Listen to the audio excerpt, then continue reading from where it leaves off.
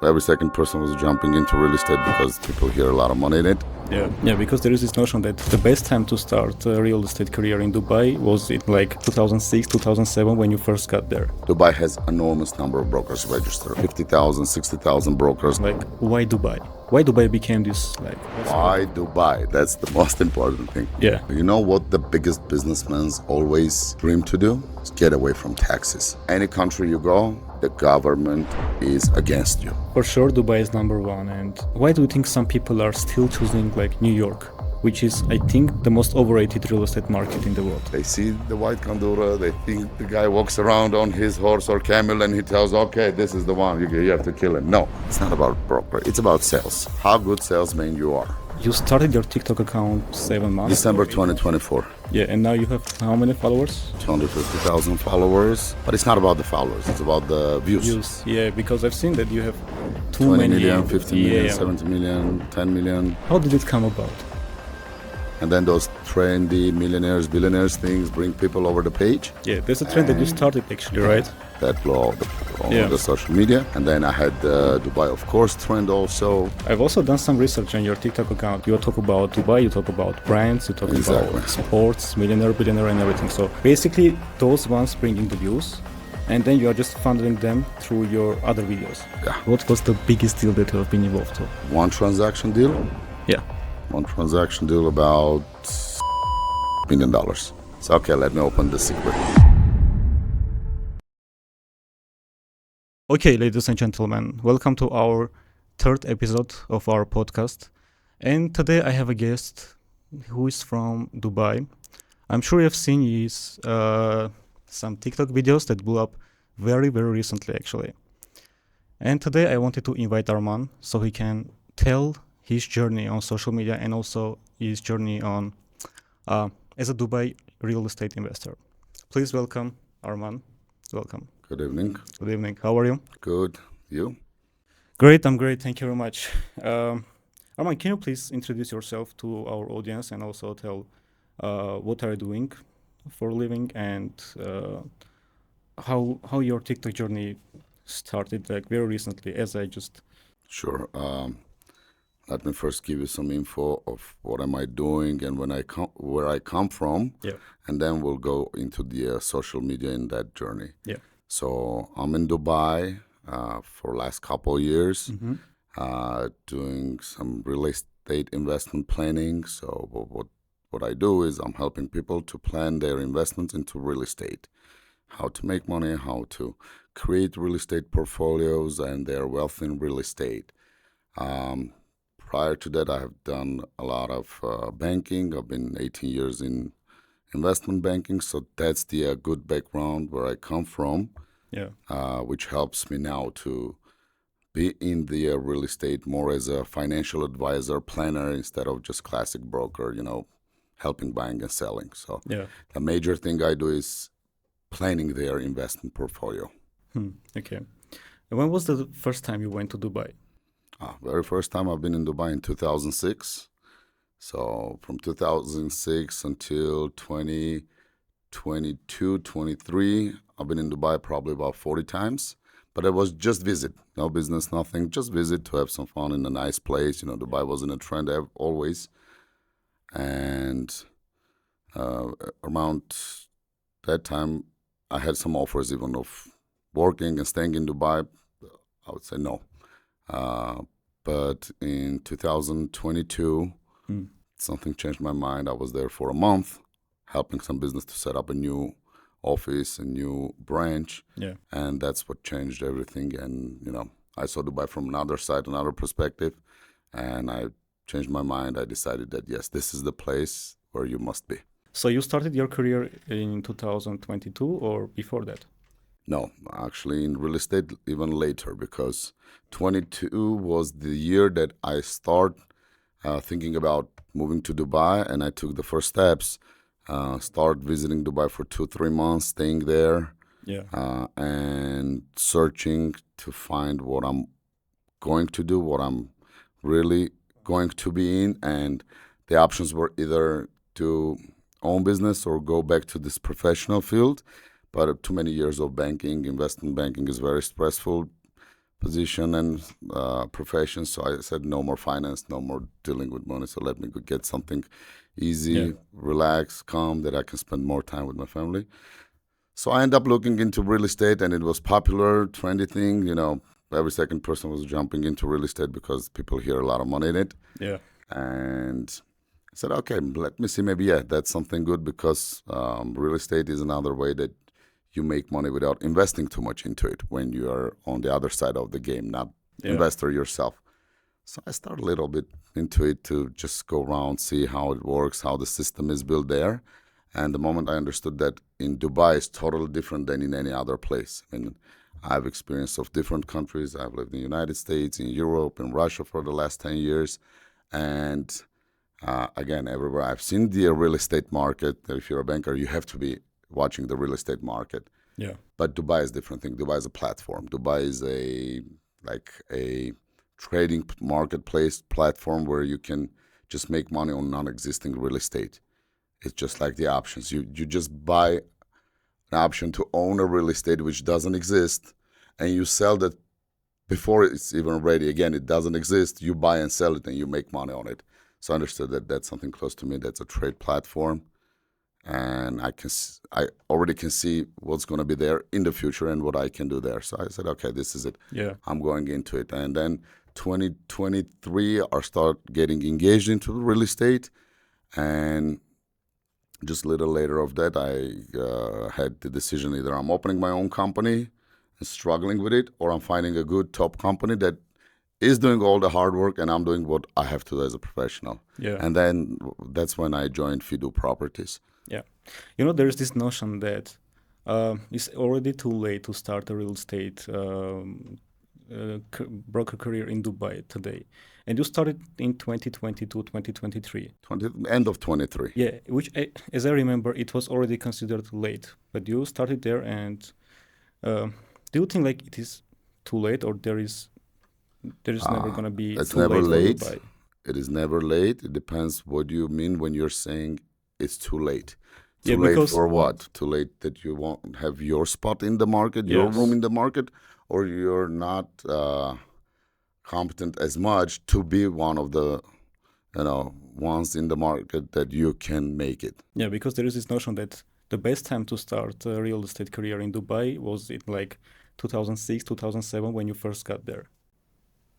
Yeah, before all this madness that's No, happening in Dubai. I would say now is better time, because the better market time. is growing every day, and compared to what is today and what it was 2 years ago, it's totally different market. The market is almost twice as active than 2 years ago. So to start, you are right into the great market, which a year or 2 years ago, any broker would wish to have the volume that is right now in the market. So it's Yeah. not too late. It's sometimes people use this word that it's too late because of the number of brokers. Dubai has enormous number of brokers registered. I don't know. It's growing, 50,000, 60,000 brokers. I have no idea. But again, these are just numbers. And yes, every second person in Dubai, you ask what you do for a living, they are brokers. But again, these are brokers that, stay there for 6 months or a year, and they understand it's not their business. Yeah. And they live because, people jump on things when they hear that it is good. Yeah. They think, that money is out there and you can just walk around and Collect them. on No, that, yeah. it's a hard work, it's skills, it's profession. You have to know how to work with finance, because, as I call them, those butterfly brokers that live one day. They hear it's good, they jump on the market, they sell their clients. For them, it's client. I mean, I never use clients for my investors. To me, it's investors, but Yeah. for them, it's a client, because when you talk to them, they'll say, my client. It's not a client. Client is in different place. This is an investor. You have to know how to work with investor, how to create portfolio, income, profit. But unfortunately, there are a lot of people. I don't want to name the jobs, but they left their jobs. Yeah. They call themselves brokers, but they have absolutely no clue about it. And then they sell whatever they can just to reap that commission. And then you will see a year later or two, their clients will chase them all over Dubai, and you will see these guys in the airport with one-way ticket, because they don't have the knowledge, the experience, and they are not willing to learn. There are people with zero background, but they learn, they go. It's a process, 1 year, year and a half, 2 years Yeah. to get into it. But a lot of people just jump in to make the commission, and this is why they say there is no room, it's too late, because they came, they tried to do it not professional, and now they say that they don't have a place in there. There's no room for them, and they call it it's too late. But no, the market now is with twice as more volume than 2 years ago. So what is better, to be there now or to struggle 2 years ago to reach this market? Yeah, right. This is what it is. Okay, and I really want you to congratulate with your success because, as you say, like there are 50 or 60,000 brokers in the Dubai now, and you really could just stand out with partly because of your social media. Because I first watched your video maybe 4 months ago, 4 months ago, and I'm following you since now, and I was amazed that you said that you started your TikTok account like 7 months December ago, 8 months ago. 2024, my first videos went into social media. Yeah, and now you have how many followers? In TikTok, I think I have about 250,000 followers. Yeah. On Instagram, I have about 90,000 followers. But it's not about the followers, it's about the views. Yeah, because I've seen that you have too 20 many. million, 50 million, Yeah. 70 million, 10 million. How did it come about? People love it. People love my content. I talk straight, I talk honest. I tell the things as they are. I do some trendy things, people like it, and, I do some expertise. I have 5 formats of videos. Sometimes people get confused. They watch my videos, they think it's mixed. They don't understand what is it about. Some of it is all about, some people will call me like close people who, follow me, and they go, you're all talking about trendy things. You're doing these jokes. How you sell real estate? But honestly, I have 5 types of content there, and regularly, systematically, all 5 types of content are posted. Yeah. But people get confused. They don't feel that. So that's the one of the key of success in the social media in this field, in our profession, that you have to do some trendy things to bring viewers on your page. Then you put some expertise that I can talk about numbers, talk about how create the portfolio, the way, how to get into projects, why it's worth it or not worth it to get in that project. And then those trendy millionaires, billionaires things bring people over the page. Yeah, that's the trend that you started actually, right? What is it? That's the trend that you started actually, I did right? that video very first time in April 2025. It was about, being millionaires, billionaires, And it's not now all millionaires. over the place. It is all over the place. People are having fun on it. Yeah, but it was one of my most viewed videos, and that blew out on the social media. And then I had the Dubai, of course, trend also. But people went crazy with that Dubai, of course, also. So, so these trends, they bring people over to my page. And then, once they come there, okay, they can see a guy that's doing some trend, but I'm not there for the trend. So then on the page, I have videos that I talk about numbers, about Dubai. So, okay, let me open the secret. I have trendy videos. I have videos that are about Dubai in general. Mm-hmm. I have videos that's about Dubai real estate. Mm-hmm. Exactly, real estate in Dubai. Yeah. I have some expertise videos, that's when numbers and where to invest. And I have direct sales videos when I'm at some developer's office or some villa or something, and I'm just shooting and explaining and showing the project, saying, okay, guys, this is this project from this developer. You should invest in this. This is how they look like, and this is the quality. So that's the selling video. The expertise is the selling video. Dubai video is the video that brings people. Okay, Dubai is now brand, it's everywhere. Yeah. So people want to know about Dubai. Then you start talking about, Dubai has this, Dubai has that, the tallest building, the fastest elevators, and all this stuff. Yeah. So people get excited on that. And then you talk about Dubai real estate, how the developers build, who they are, why they are so trusted. And all these 3, the trend, the Dubai, and Dubai real estate, brings the most viewers. Mm-hmm. And then you have these 2, direct sales and expertise. That's what makes people to trust you and buy from you. Yeah, I've also done some research on your TikTok account, and I see that you're funneling the clients like very correctly, because it can be like 1 to 4 videos that are very like expertise videos or selling videos, and then you have the 4th or 5th one that are very trendy. Like you talk about Dubai, you talk about brands, you talk about sports, millionaire, billionaire, and everything. So basically, those ones bringing the views, and then you are just funneling them through your other videos with the expertise videos. So one of the most important things is that people come to my page, but then nowadays a lot of people in America, say probably 60-70% of the market, are using AI instruments. Yeah. And you will say the hello, and somebody will say hello, and then it starts with this AI, and people just ask, "Am I talking to Arman or somebody?" Yeah. And when I just say, "Yes, dude, it's me," I send a voice message, and people get excited. I can believe you're answering your messages by yourself. Yeah, I have tons of these offers of doing it by AIs. I have tons of people around me that I can just put 3 people answering my messages. No, you will see me sitting until 3 o'clock at night and answering one by one all my messages, because I want that interaction. I want to have this one-on-one communication with people, communicating, coming to me, talking to me. And on TikTok, it's different audition. On Instagram, it's totally different. Yeah. But surprisingly, on TikTok, I have a lot of young people following me, 14, 13, 15-year-old.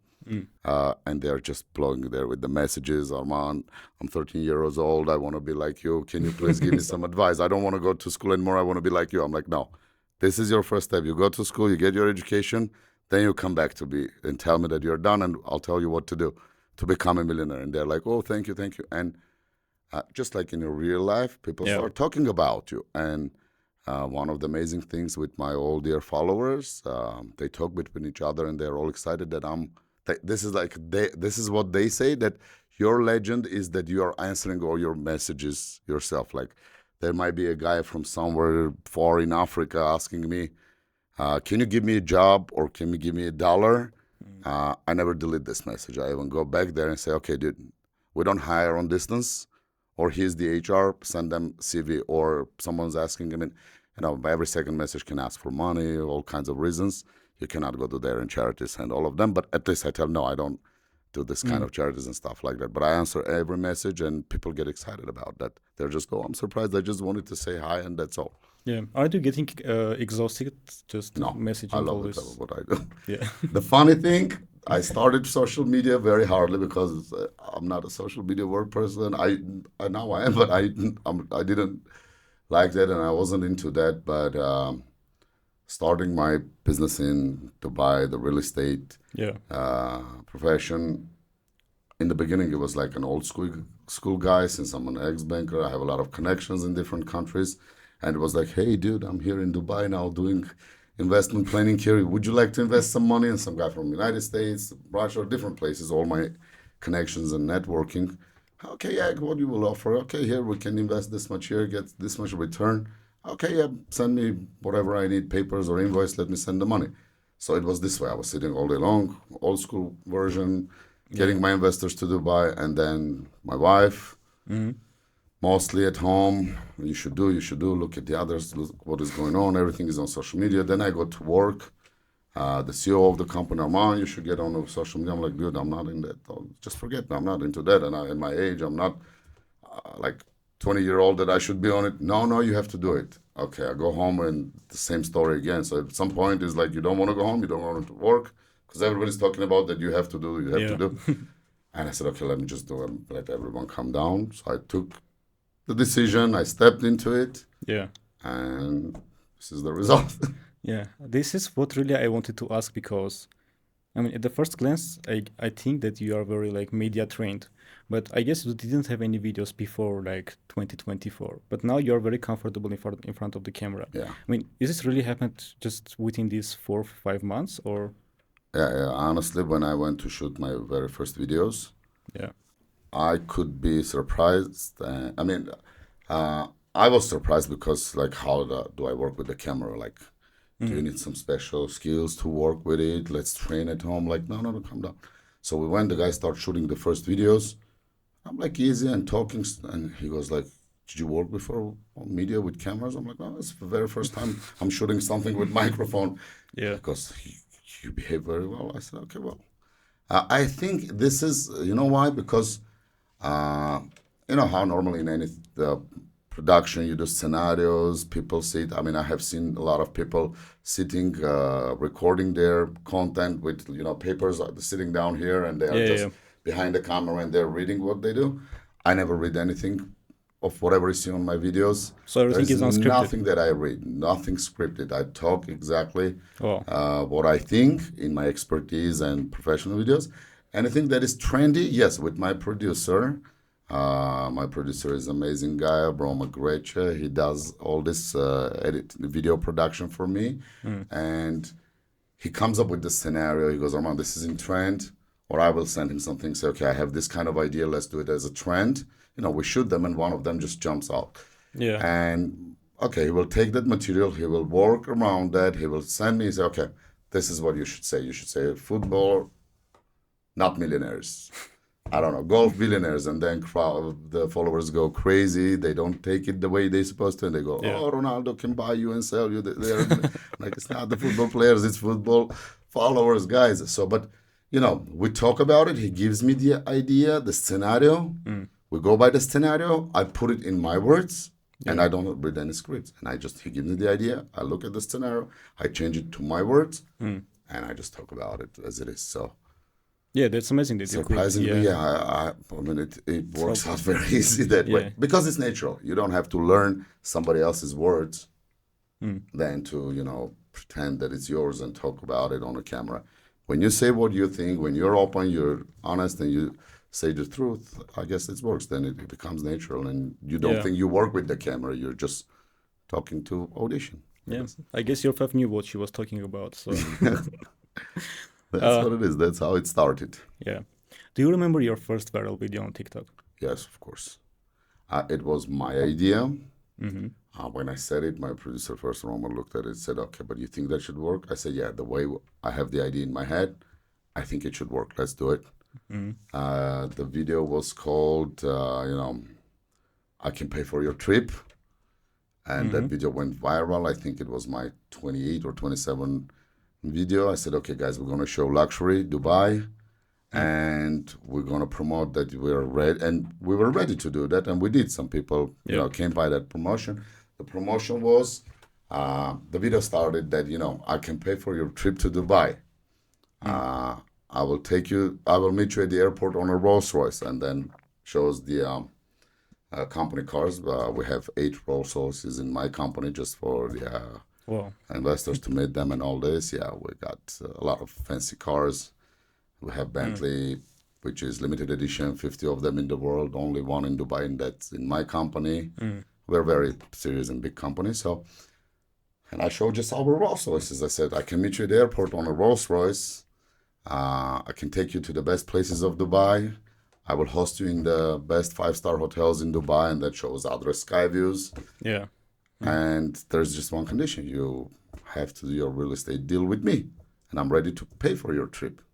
The very first version was just send me a message with the word pay, and I will do all this for you. But, in order, you have to buy real estate with me and send me the word pay. I'll give you the information how this works. So it also has the CTA and also got so many views. And all the comments went with the word pay. The video got 800,000 views overnight on Instagram. So we posted around 11 or 12 o'clock at night. Yeah. We wake up at 7 or 8. It was about 800,000 views. By the lunch, it was 1.5 million. And that was my first viral video, which I was almost like, come on, guys, we did 30 videos. This thing is not working. And then we wake up, there is like about 300 messages on my WhatsApp. Yeah. The WhatsApp was linked to the Instagram. About 600 messages in Instagram, 300 messages on WhatsApp. Me, my wife, we're going crazy, sitting both together all day answering these messages. And then Instagram thought that this is scam or some kind of spam because the word pay keep repeating in the comments. Yeah. Pay, and they blocked the video. They blocked the video within a couple days, but we had so many messages probably.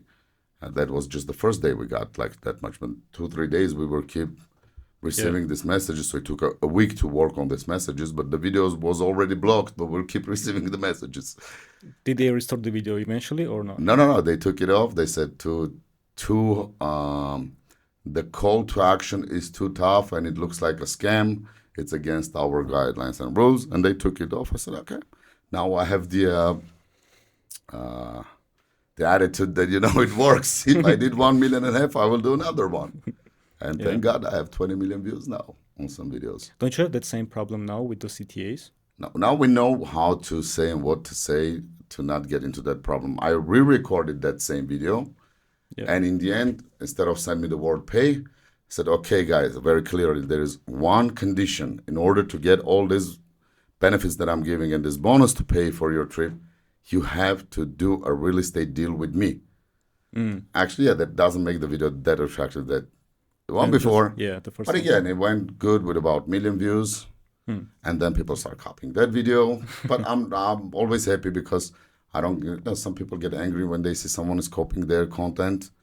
But I think no, social But media that's is for great. that. Yeah. You have to copy. I copied some trendy videos that people had and it went more viral than them. Some didn't work because, I mean, I tried to do a video about Mr. Beast, how he went up to Burj Khalifa. Yeah. Of course, Mr. Beast got crazy views on that. And I said, okay, his views, his story, it can make viral video. I know another friend of mine did the same video in another language, in Russian. He got 8 million views on YouTube. I said, okay, if I catch the half of it, I'll be happy. Using Mr. Beast, all that trend, nothing. We went with that video, probably about 100,000 views, not more. Yeah. So it's social media. You might copy someone, you might be viral on that, you might do nothing. Someone will copy you and as I always say, a lot of people around me, colleagues, they're asking, Arman, what should I do? Give me an idea. Just go copy my videos. Just copy. Yeah. Yeah, just guys, don't give yourself a hard time. Open my page, put popular, see which videos went viral. Just copy. Maybe in your way it will be much more Yeah. effective. And that's social media. Yeah, I think that's the most beautiful part about social media, that copying actually is a win-win situation. So if I copy you and everyone know that, for example, it's your trend. So you're getting your recognition and I'm getting my recognition. But there are some retards actually that still blocking because we use their face, for example, in the footage. But come on. I mean, the thing is that sometimes our videos get blocked that receive like 10, 12 million views.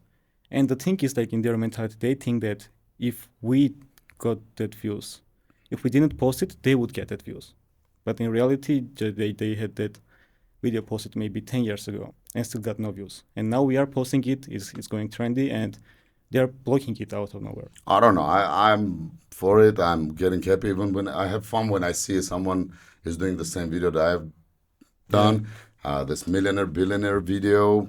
I have even seen some people on social media. Recently, I saw a lady saying, I am the millionaire, billionaire diva of this video. I was like all excited. I'm like, look, people use my trends calling themselves, different ways in it. I'm happy. That makes me happy. Yeah. I saw this one young guy, Ivan. He's in Lithuania. He's like in a fun way copying these trends and, showing my videos, millionaires, Bulgarian millionaires, Lithuanian billionaires, and then Dubai, and he shows my picture, millionaires, and something like that. That's fun. That makes you feel nice because you see people are watching you, people are interested. This is all social media is about, to have people watching you, being interested in you. Yeah. And copying you is, I guess, the best you can see, that people are so much interested in you or your content that they're copying you. What else do you want? Yeah. By the way, didn't you have this idea to finally give up after the 27th video, let's say? To give up? Yeah, because I guess you shot like 27, 28 videos and received almost no views. And the 20... I was kind of disappointed, but it was one of the things that, no, I don't give up easy. I can let a business go when I'm in a business and I can see that that business doesn't work. I can stop it right away because the more you live, more worse it gets. You have to know where to stop. Yeah. But this was something that I said, okay, when I made the decision that I'm going into it, I said, okay, either I have to squeeze it or not. Otherwise, no way. And yes, I got disappointed. I was telling my wife, my producer, guys, come on, let's see 27, 28 video and nothing, no results. But it was not about, okay, I'm giving up. I'm not doing this anymore. It was, see, this is already a month we're doing, but no results. That means we're doing something wrong. It's not about giving up. It's about, let's check something maybe is going wrong. Let's get into different way. Let's look at this from another perspective. Maybe we're too fake on it. Maybe we have to do more of a organic live content. And actually, the next day the video went viral. But more you're into it, you understand your behavior, what has to be. In the beginning, you're trying to be more like, official and, shooting this like a movie actor. Yeah. And then at some point, you're understanding what goes, what doesn't go good on the media, what's wrong with it. And then you change your behavior, you change, you shape it. And then myself, I came up to that, I have to be as much as possible real, organic as I am, Yeah. natural. Nothing has to be faked. And, even if I'm standing and shooting video somewhere down the shore and the wind is blowing all my hair, that's fine, no problem. I don't need all this makeup studio behind me to shape me and all this, because I'm on the seafront and shooting video saying, guys, this is the place where you have to get a nice unit, sit on the balcony and have amazing sea view. And the guys watching me has to understand that he's on a seafront. The wind is going to blow his hair same way. You cannot stand there at the front of the beach and, with nice Block the haircut wind or something. shaped. Yeah. And this is passing the emotions. People see that it is live. I have some stories like I shoot sometimes my shoes. I might get on the, I like at least once a week I visit the construction sites to show my investors what is going on, how the things are at the place where Yeah. they invest. And sometimes, honestly, I will go in the dirt like this, in the sand, in the dust, machinery is working there. And I might come up with like very expensive shoes and shoot and say, guys, see, if you see your broker with clean shoes, get rid of him, because, all these Yeah. Chinese shoes guys, they're in the offices. Yeah, that's nice, but you have to have your own construction site if you're dealing with real estate. Yeah. And a lot of signs like that. And, I understood that this real video, talking real, showing real, explaining real is the main thing. And people like it. Yeah. Nice. Look, what was your business like before this trend, before TikTok? Was it very different or what? Banking business.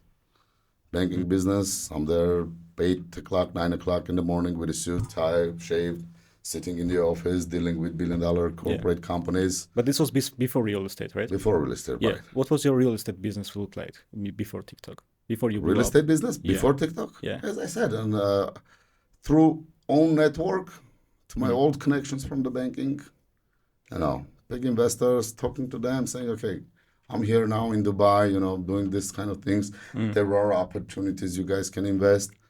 And like, yeah, okay, knowing me from many years, working with them in the banking field. Yeah. Okay, yeah, let's try what you have there, what is interesting. But it was all through own network. And then when I went to social media, people started getting to me from nowhere and saying, Arman, we checked everyone, we spoke with everyone, we looked at everyone, we trust you. I'm like, come on, dude. You haven't even seen me. All you have seen is a video maybe with scenario. They said, no, we're flying. We'll be in Dubai after 5 days. Okay. And then it starts like, people start texting you, talking to you. Yeah. And then if this is the most important part. Now, social media, we talked about it, but business-wise, especially in real estate, the very, very important thing in this, I have seen how people spend tons of money on social media in real estate, and they really get disappointed because nothing is happening. One of my colleagues came to me and said, Arman, it's 4 months I'm paying crazy money, about $4,000 to a guy that does all this for me. Yeah. And I have only 168 followers added to my account, nothing else in 4 months. Yeah, that's a content problem. That's something that you have to understand, that your production team is not doing something right. They're just giving you standard scripted things. So you have to understand what's the tasty part of you, what people like to see you.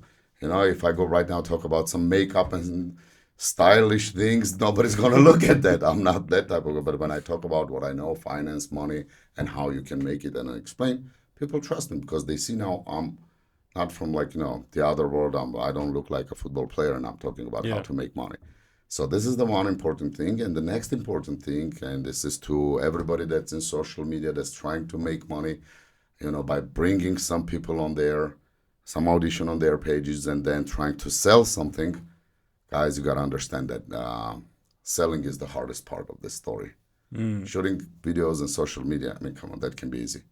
That can be much easier than, I'm not saying it's very easy, but again, I can have you as a famous face on my company videos, you can bring these people to me. But the most important part is the backstage work when you're selling to people, because people come to you with the request, and now this is it. You have to prove that what they have seen them build the first trust is worth it. You have to know how to work with them. You know, to know how to sell them, because it's all around them, different offers and brokers. As one of our company top managers says, guys, watch.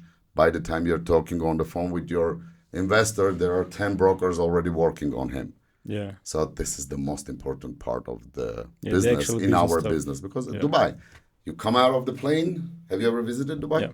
You come out of the plane from the waiting uh, room there where you wait for your luggage and all that stuff. Already starts the promotion of real estate.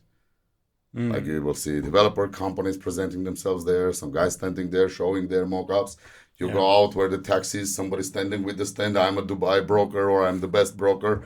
And then everywhere you go, you sit in the taxi, you will see the brokerage advertisement. You get to the hotel, some company, developer or brokerage is on the first floor. You walk down JBR and there is this people, okay, you don't want to buy real estate in Dubai. So honestly, when your investor tells you I'm flying to Dubai, I'll go like, okay, I'll meet you guys at the airport. You want Rolls Royce or you want me in my personal car? It's like, no, we're in Emirates Business, and Emirates Business is offering us a ride to the hotel. I go, no, it's fine. I want to personally pick you up. This is little secret. Don't show it to my investors. But the point is, of course, you don't want to get up at 3 o'clock at night and go meet somebody in the airport and carry their bags.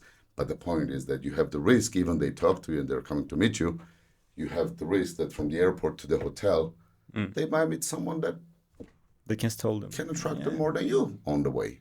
And this is the most important thing, to work with that investor until the deal is closed. From the moment of the request is a whole business process. Yeah. So people Knowledge, tricks, I don't know, psychology. Yeah. So people just see the social media, but they don't see the customer experience, the customer support that's happening in the backstage. Yeah. By the way, how did your idea of that millionaire billionaire come about? Millionaire, billionaire? Yeah, how that trend started.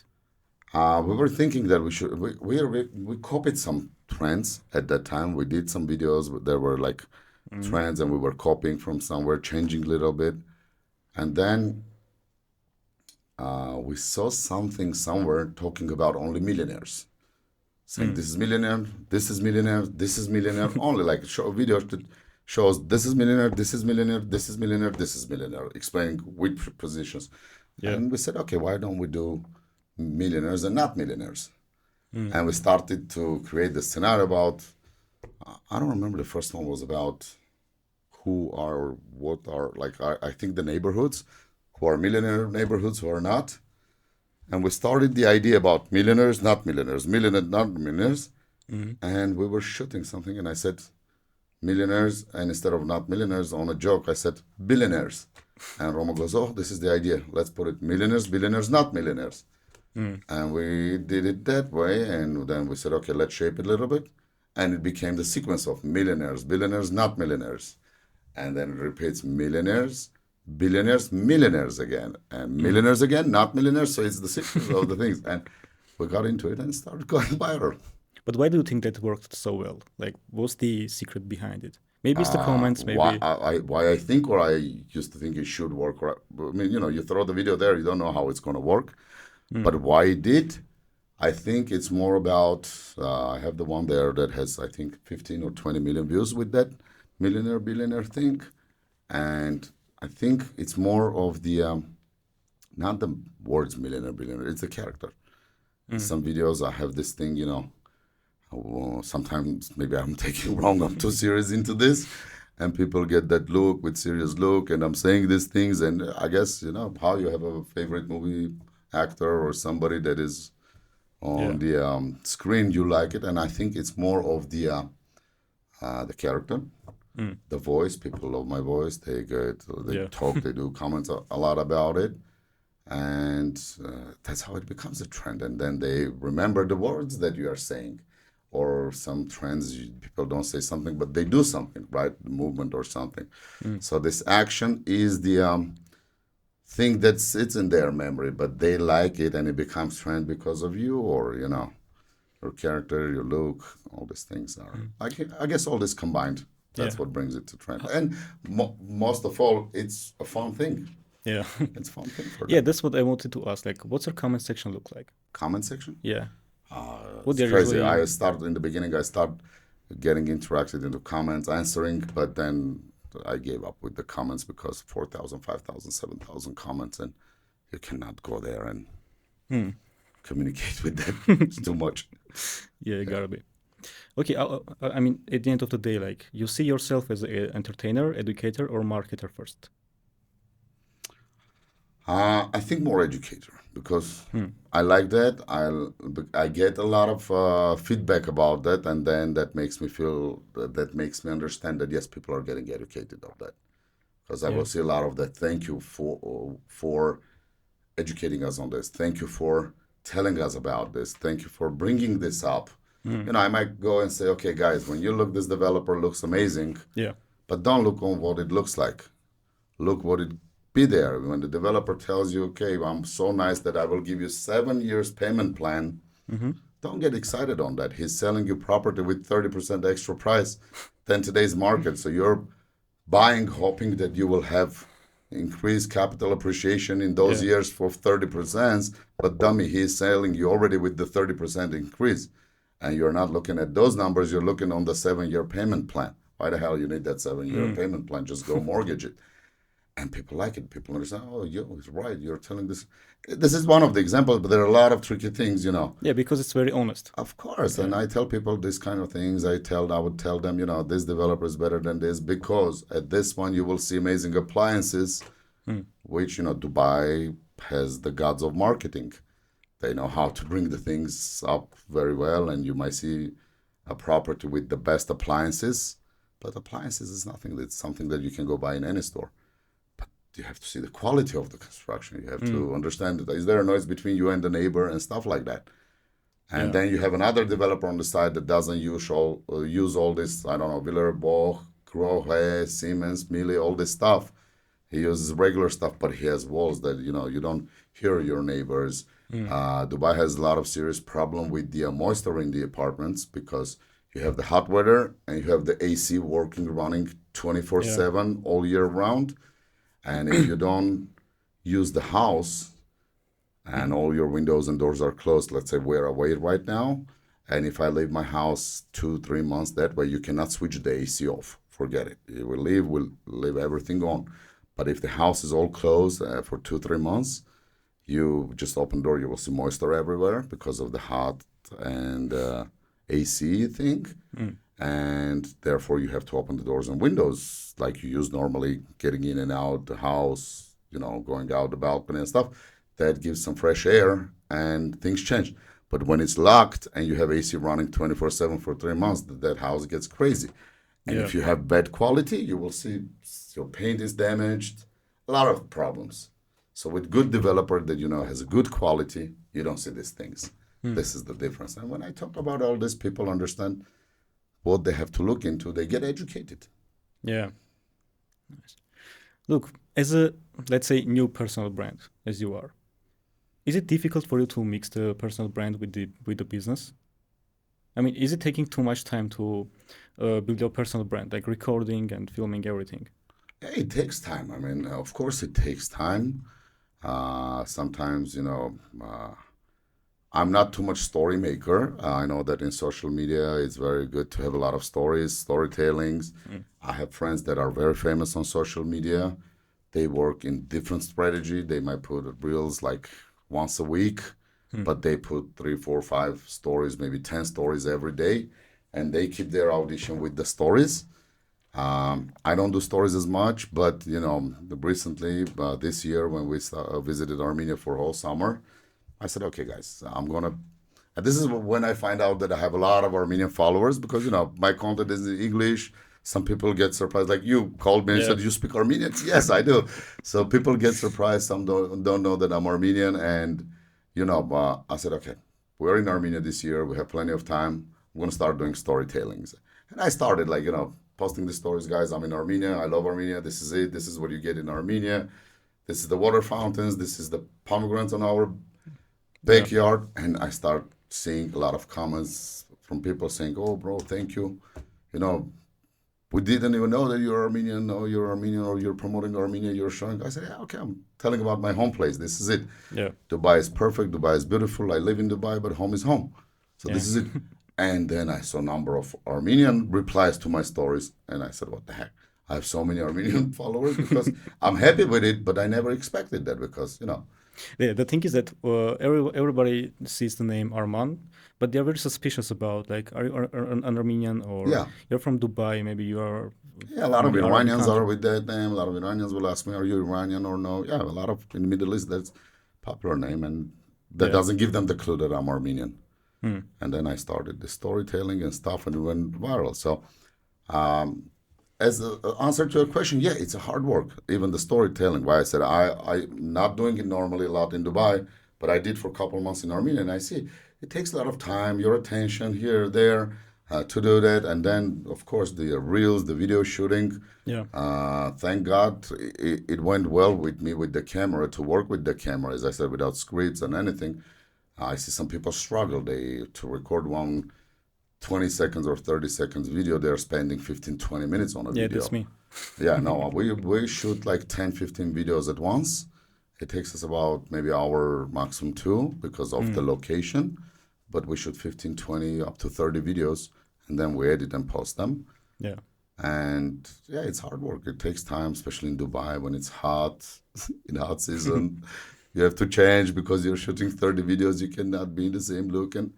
But in general, when you love it, now I love it. And even those storytellings, I Mm. do it with love. And, sometimes it's not even just work, it's the fun, but it takes time and work. Yeah. Look, also this question, like, why Dubai? Why Dubai became this like hotspot Why of the world? Dubai? That's the most important thing. Yeah. Best place to live, first of all. Um, why Dubai for myself? I choose Dubai because I lived half of my life, probably most of the time, even like 60% of the time of my life, I lived in different countries. Mm. I lived many years in Moscow, Europe, United States, and I love Armenia. I grew up here. In Armenia, I come visit all the time. Sometimes it's like, the limit. I stay in some country for 6, 7 years, and I Mm. say, no, I want a home. I won't go back home. I go to Armenia, stay about 2 years, and then I understand. It's beautiful, nice, but it's not mine. It's too tight, too small for me. And I Yeah. jump out. I start looking for some place to go, and the story repeats again, repeats. And at some point, we all, we have this attachment to our homes, our backgrounds, but we want to live in the maximum comfort. Mm. But if we see places where, people can use modern things, modern technologies, modern environment for living, of course you will choose that than the Mm-hmm. old things. I mean, the streets, the buildings, the housings, the communities. This is one thing that you want, comfortable place to live. Yeah. So in my case, it was not about moving to Dubai to make money or something. I didn't have a clue how much money I can make in Dubai. Mm. So apparently at that moment when I was moving in Dubai, I was in Armenia because was in Moscow after the COVID. Moscow, Russia got like really bad. Yeah. And I said, no, this is not a place to live. Let's jump back to home. At least home is safe. Mm-hmm. So after the COVID, I was in Armenia for a couple of years, and then I said, okay, it's time to look for somewhere. Again, went through the whole map, looking United States, no, Europe, no, tired, I don't want, here is this problem, here is that problem, taxes, this, headaches, to start again is difficult, jobs, business, you don't know how it's going. Yeah. So, things came up with Dubai, some situation that I had to be there a month to help some friends to set up their company. And I had looked at it and I said, okay, Dubai is different now. It has changed. This place is number one. The most modern things, comfortable, nice, beautiful. And that's when I chose Dubai. I said, okay, let's move to Dubai. Mm. She was telling me how we're going to move if we don't know what we're going to do. I said, well, figure out. You sure? I said, of course. Let's go and we'll see. And the reason was that, yes, I chose Dubai because of the comfort of life. That's number one thing. I Yeah. want my family to be in a safe place. Dubai is the safest place in the world, as I have seen. I have seen a lot of countries. Some times, you can go out on 5 o'clock in the morning on the darkest street, on the worst corner, and Yeah. you will hear that someone is walking behind you, and you will never turn back and look who is it because you don't worry about it. Yeah, you will never get nervous. Anywhere else in the world you go, it's a habit. You want to see who's behind your back because Yeah, just in case. things can happen just in Yeah. the case. Dubai, you don't worry about it. We were in Dubai for about 8 months with no leave. Like we were straight in Dubai, didn't go anywhere, and came up the first trip to live somewhere that we have to lock the doors at the house because the rest 8 months that we were in Dubai, when we were not at home, we don't lock the doors. So 20 minutes we were before the airport, 20 minutes we were leaving to the airport. We were looking for the key. We could not find the key from the house because we haven't locked doors for 8 months. So that's all that talks about safety in Dubai. Yeah. And people come to Dubai, they live there, they understand how nice are the things there, and they change. Their behavior is changed. They're not in bad mood. You have the sun shining all year round. Everybody makes money. Everybody's happy. There's no arguments, no fights. You never see in Dubai a street fight or something. And all that talks about safety. Yeah. And, so now on one hand, you have the comfort, you have the safety, you have nice houses, communities, and comes up with another important thing now, how you're going to afford all that. Okay, you will start working somewhere or making money on your own business or something. All right, I'm not saying there are no people in Dubai that are having hard time with the money. Yeah. There are a lot of people that can struggle with that, but it's not up to the what Dubai offers you. It's up to you because you can be in this place where there is gold all around you, but you don't know how to take it.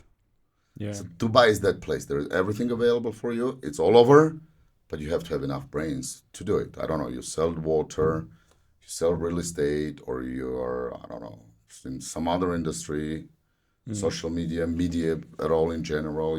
I don't know, any profession has a room in Dubai. Yeah. I get a lot of requests from, all people all around the world. Okay, what do you think? Give me an advice. If I come to Dubai, what can I do? I'm like, dude, what do you do at home? It's like, I'm a car mechanic. Okay, come do here. Same thing. A lot of cars in Dubai. Yeah. All need services. Come do it. And how much is an oil change in your country? It goes like $50. Okay, in Dubai, it's 150. You have the chance to make triple the money. There is room for everyone. But you have to have the knowledge how to do it. Yeah. You have to be able to take the risk. People don't want to take the risk and they want something. It's not working that way. Yeah. Do you think I can find a job, get everything settled, do my residency and move to Dubai? Hello, bro. It's not happening. Come here, stay here, take the risk, save yourself another $20,000 that you can survive at the first period. Come, be on the spot and start looking for stuff. There is always something that you will find, but you have to be in-house to go around and get the things settled for you. And yes, everybody will have the chance. So this is about the opportunities, comfort, safety, opportunities. What else you want? Yeah. This is about the nice life. You have all this working around you. I mean, what else you should look Yeah. in life for? I think that's the biggest misconception about Dubai, that Dubai is very easy. Because for someone who is outside of Dubai, they think, well, everyone there is very rich. It's gonna be very easy for us to start there. No. Yeah, but not You really. work your ass off. That's what Yeah. it is. But it's there. See, there are places that you will kill yourself working, doing business. Doesn't matter. Work for someone, do your own business, trying to get to somewhere. But it's not there. There is nothing there. Even you struggle, you try to go. It's not available for you. Let's put it this way. Yeah. In Dubai, it's available. It's there. It's for everyone. You have to make it. You have to work yourself up to this journey to get to Yeah. somewhere. But people choose the easy way. The story about the elevator and the steps. You see 100 people standing waiting the elevator, and you can just stand and wait there forever. But there are steps, and it takes 100 floors, but for sure it will get you there. Now it's Yeah, up to you to sometime. use the steps and be sure that you will get on the 100th floor, but it will take you 2 hours, but you will get there. Yeah. Or it's the elevator that you will stand and you will be the last one almost to get in it, and something will happen with that elevator. Mm. This is the thing. People have to understand. They have to choose the right road to their dream. Yeah. Nice analogy, by the way. Yeah, that's what it is. Okay.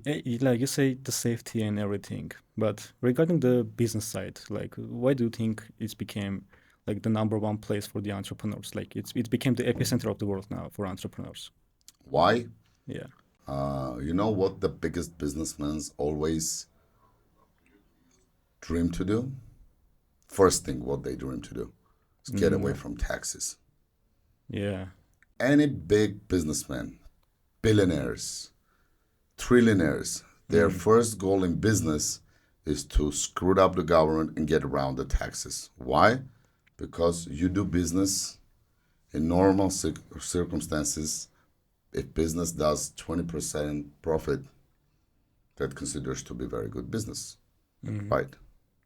Now you're in a country where you're doing business and you're paying 57% taxes. What that means that your government is so spoiled that they are like controlling partner in your business. You know, when you want to be the controlling partner, shareholder, they you own go half of it. 51-49 and you Yeah. control the shares. You're in a situation where your government is, you want it or no, they are the 57% controlling shares. Yeah, you have an invisible co-founder, like, Exactly. Invisible co-founder. The who's guy doing that nothing jumps in your actually. business very easy without doing anything and tells you, this is my part of the business. Yeah. Number one thing, why entrepreneurs come there? Yeah. Business, taxes. Business is all about taxes. How much taxes you cannot pay. This is number one rule. And Dubai has amazing opportunities in that. Legally, you don't pay taxes unless from 2024 they started this corporate income tax. It's Yeah. 9%. Again, it's lower than anywhere else. But again, you don't pay this 9% in any business. It has some condition that your profit has to be whatever amount, and then after that you pay the 9%. Now, another things, Dubai has the amazing thing called free zone, which is like the offshores. You register your business in free zone. If you're not dealing internally with Dubai, you're not invoicing Dubai, Yeah. and you're just working with other country companies. And now you tell them, guys, bye-bye, I left Germany. I'm the same business, but now these are my banking requisites. You will pay me now here. I'm going to invoice you from the free zone Dubai. And you do the same service for him, and he pays you to Dubai account, and you're done. You're not paying the taxes in Germany that will screw your life. So this is the story. The number one reason for the business to be in Dubai. The taxes. The second thing is it's a big market. It's a huge market for any business. You know, if it's I don't know, food, beverage business and stuff like that. Okay, you're in a place where has a lot of traffic of tourists. So definitely, if you're a brand, franchise or something, you can do a lot of business there. Hotels and any other business. I mean, again, where you have a lot of population with, especially with people that are making money, Yeah. and it's easy. You can sell this product as far as you position it and promote it, right? So Dubai is good with that, and a lot of people move their business there. Yeah. I get a lot of messages from guys from United States, from Europe. Okay, bro, I have 3-4 pizza shops in United States. I'm Italian. I'm doing well here, but I want to get in Dubai. I'm like, why? I don't know. I see it. I've been there a couple of times. It's amazing. I want to have the presence of my business there. Yeah. Some people have this attraction by their business that they don't see numbers. This is problem with some small business owners. They get attracted by, bringing up their brand, and, they created this little brand for themselves, but good job. They did it. He has 4 or 5 shops in some town, some state in area that, all close towns know him. He's famous in the area. Yeah. Now he has this feeling of, being a brandy guy, and he's been visiting Dubai a couple times for New Year's and stuff like that. He sees it's a nice place, beautiful, excited, and now he wants his presence there. Yeah. It gives him, the feeling of, it's a motivation. That's what I'm saying. And that guy might jump into Dubai, open his business in Dubai, and his shop can make more than his 4 or 5 shops in his home country. So that's what attracts a lot of businesses there. Small Yeah. business, big business brings their corporate offices to Dubai, first of all, because of the taxes. Mm. So this is it. I mean, it's a huge market and comfortable market. And the most surprising thing in the whole story of the business, any country you go, the government is against you. Even Always. they have this things calling that government support, Mm. economical support. The Ministry of Finance or Economics will support you with substitutions of this, of that for manufacturing internal product and stuff like that. No bullshit. That doesn't work. The government is always against you because the government has a department of IRS, tax ministry, which is worse than the Soviet KGB. They're all around you, and yeah, of course, that's what it is. I Yeah. mean, look at it. Or look at all us, the ex-Soviet countries. What these guys do with the ministers of taxes and something, they just go to people's businesses and give Take them half of it. hard time. They throw dollars on the register, run away, saying you did transaction with non-local money, and Currency. here is not local currency. You are fined. I mean, what I'm saying, most of the countries, the IRS, the tax department, is more scary than the FBI and stuff. I used to live in the United States. You go to a ghetto, the Mm. guys in the ghetto they're not afraid from police cars. Police cars are afraid to drive Look. into a Yeah. ghetto. But then you see an IRS car driving around, everybody's running out. Yeah, IRS cars are more scary than the FBI cars in the United States. Wow. But now you come to Dubai and you see everybody in the government is trying to help you. Mm. You go to the Chamber of Commerce, you go to the Ministry of Happiness, Yeah. Ministry of Finance, everybody is supportive. Just tell them what you need. If they cannot help you and do anything, they're not going to bother you. They're not going to at least, Mm. stop you or damage you or harass you. I mean, you don't get this pressure from them. You get the support. And even you don't need anything from them, but just psychologically knowing that, the government is happy and ready to help you, Yeah. it's motivation for the businessman. Yeah. Also, one question outside of the topic. Like in the beginning of your sentence, you said two words. You said billionaires and trillionaires. As we know, like the richest person as of now is Larry Ellison, I guess, and the second is Elon Musk. Do you think there are trillionaires in the UAE? I'm gonna be more In the UAE specific. or in general? If there are trillionaires in UAE, In UAE, yes. I'm gonna be more specific. Like, what do you mm-hmm. think about MR? MR, Yeah. Do you think he's like richer than all these guys secretly? MR is a company. MR is the biggest developer of Dubai. Okay. What MR about? is the fundamental developer of Dubai. So now, again, MR is a rich company. Whose money is that? I have no idea. It's the government or the royal family. Who is it? What about Because Alabar? What about Alabar? it's about. See, MR is a different story. MR was founded by these guys, but then it turned into government company.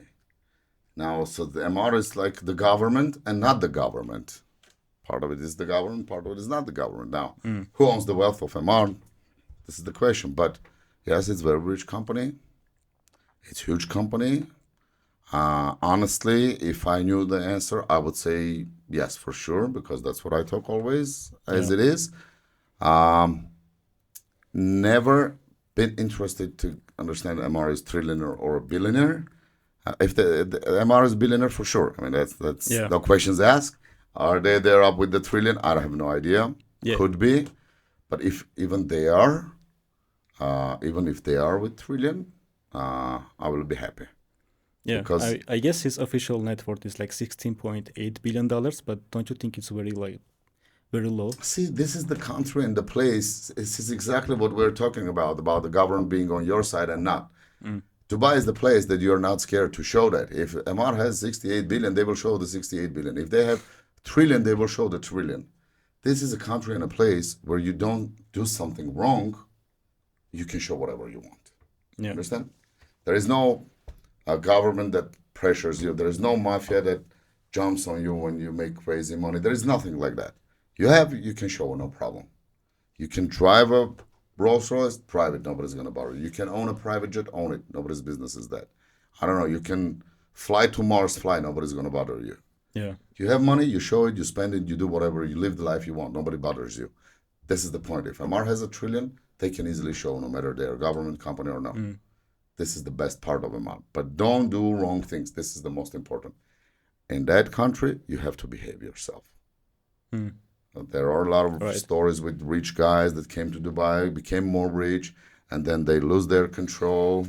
They went to, what was this guy recently got arrested that I think he was Indian or Pakistani guy that, pretending himself to be almost like a sheikh, living like sheikh, buying expensive cars, one-digit license plates, Yeah. having all the stars around him, shooting and promoting himself everywhere, giving out money, spending around like crazy. Yeah, he had very fancy life. But what it ended up with, they recently arrested him, showing that he is involved into multi-million money laundering transactions, Mm. and he's residing in Dubai, thinking that everything is cool and it's showing off. Of Yeah. course, that will come up, and now he is like a really bad situation. They're keeping him, they're arresting him, they're putting him in a jail in Dubai, and after his sentence, they will deport him. Taking anything that he has shown on social media that he owns, all this is Yeah. gone. Uh, Again, you don't need those billions or millions in Dubai if they are made in a wrong way. Behave Mm. yourself. There's a lot of honest money in Dubai. Once you make it, nobody's going to bother you even if you show it. So that's Mm. the question. If Emirates is a trillion company, then they can show it no problem. They're not afraid of anyone saying, oh, why you guys have a trillion? People will say, thank you that you are a trillionaire Mm. because you developed the city. Thank you for this community. This is a place where you don't hate the government. This is a place where you don't see people talking about saying, oh, uh, my country sucks, the government is bad, the prime minister is this, the other is this, the president is that. Yeah. This is the family of the president, they control this, they own this. No, people are happy when they see their government, their ruler, Mm. the royal family, they kiss his hands, saying thank you because you created this, you did this, Mm-hmm. where we have the environment, the platform where me, a guy in my age, over 40s, can come and start new life with my family and a happy life. I can make money. I can make as much as I want because that place gives the chance. Yeah. And it's all created by the local government, the royal family, who wake up one day and said, okay, we're going to turn this desert into number one place in the Into world. heaven. And Yeah. they turn it. They turn the place into number one place in the world. Mm. They don't do things to have it in the future. They want something, they're very quick. They get on it and they do it today. Mm. In Dubai, you learn to not let today's work on tomorrow. You have something to do today, you do it today. Mm. And that's why you can be successful there. Yeah, it's very motivating place, by the way. Of course. Yeah. Okay. What do you think about the other real estate hubs like New York, London, and Singapore? See, New York, I don't know about Singapore, London. I know a little bit about the real estate there. Mm. New York, I know it very well because I lived in East Coast for many years, and it's totally different thing. As I said, in those places, Singapore, I'm not sure. I have no idea how the real estate works there, but I assume it can be with some good options for investors because, as we all know, mostly crypto guys are residing in Singapore, Yeah. and we don't want to. In this case, we don't want to call the things by their names, but all the crypto money But is in it is what it Singapore, is. Yeah. and they're packed in some, crypto world, crazy money. These guys need to pack their money sometimes in different things. So Singapore might have options. I am not sure. I have no idea about it, but I Mm. assume that it can be that way. London, what is London? London is classic brokerage. Find a good deal on an old house, buy it, upgrade it, split it, resell it, rent it out, buy a huge room, split on couple small places, rent out sharings, Yeah. or I don't know, bring your investor, force him to buy this old house, Mm. take it off, build a new one, or upgrade it, resell it. So this is the classic real brokerage. I mean, Mm. these guys are the gods of brokerage. UK guys, they know the secondary market very well. They are the big players even in Dubai on the secondary market. The Mm. UK companies are the best in secondary market. They know what they do Yeah. because it's in them. New York, yes. East Coast, not only New York, in general, US, different story. buy again a good deal on an old thing, take it off, build a house very quick, short construction period, put a couple 100,000 into all that, and then you will sell it with a good profit. Mm. Buy an old house, do an upgrade. Here you're playing on the reducing the cost of the upgrade. So in US, you will see really a millionaire guy. I had that experience with my colleagues when I was in the banking, and I was a young kid in the banking, first years, 21, 22.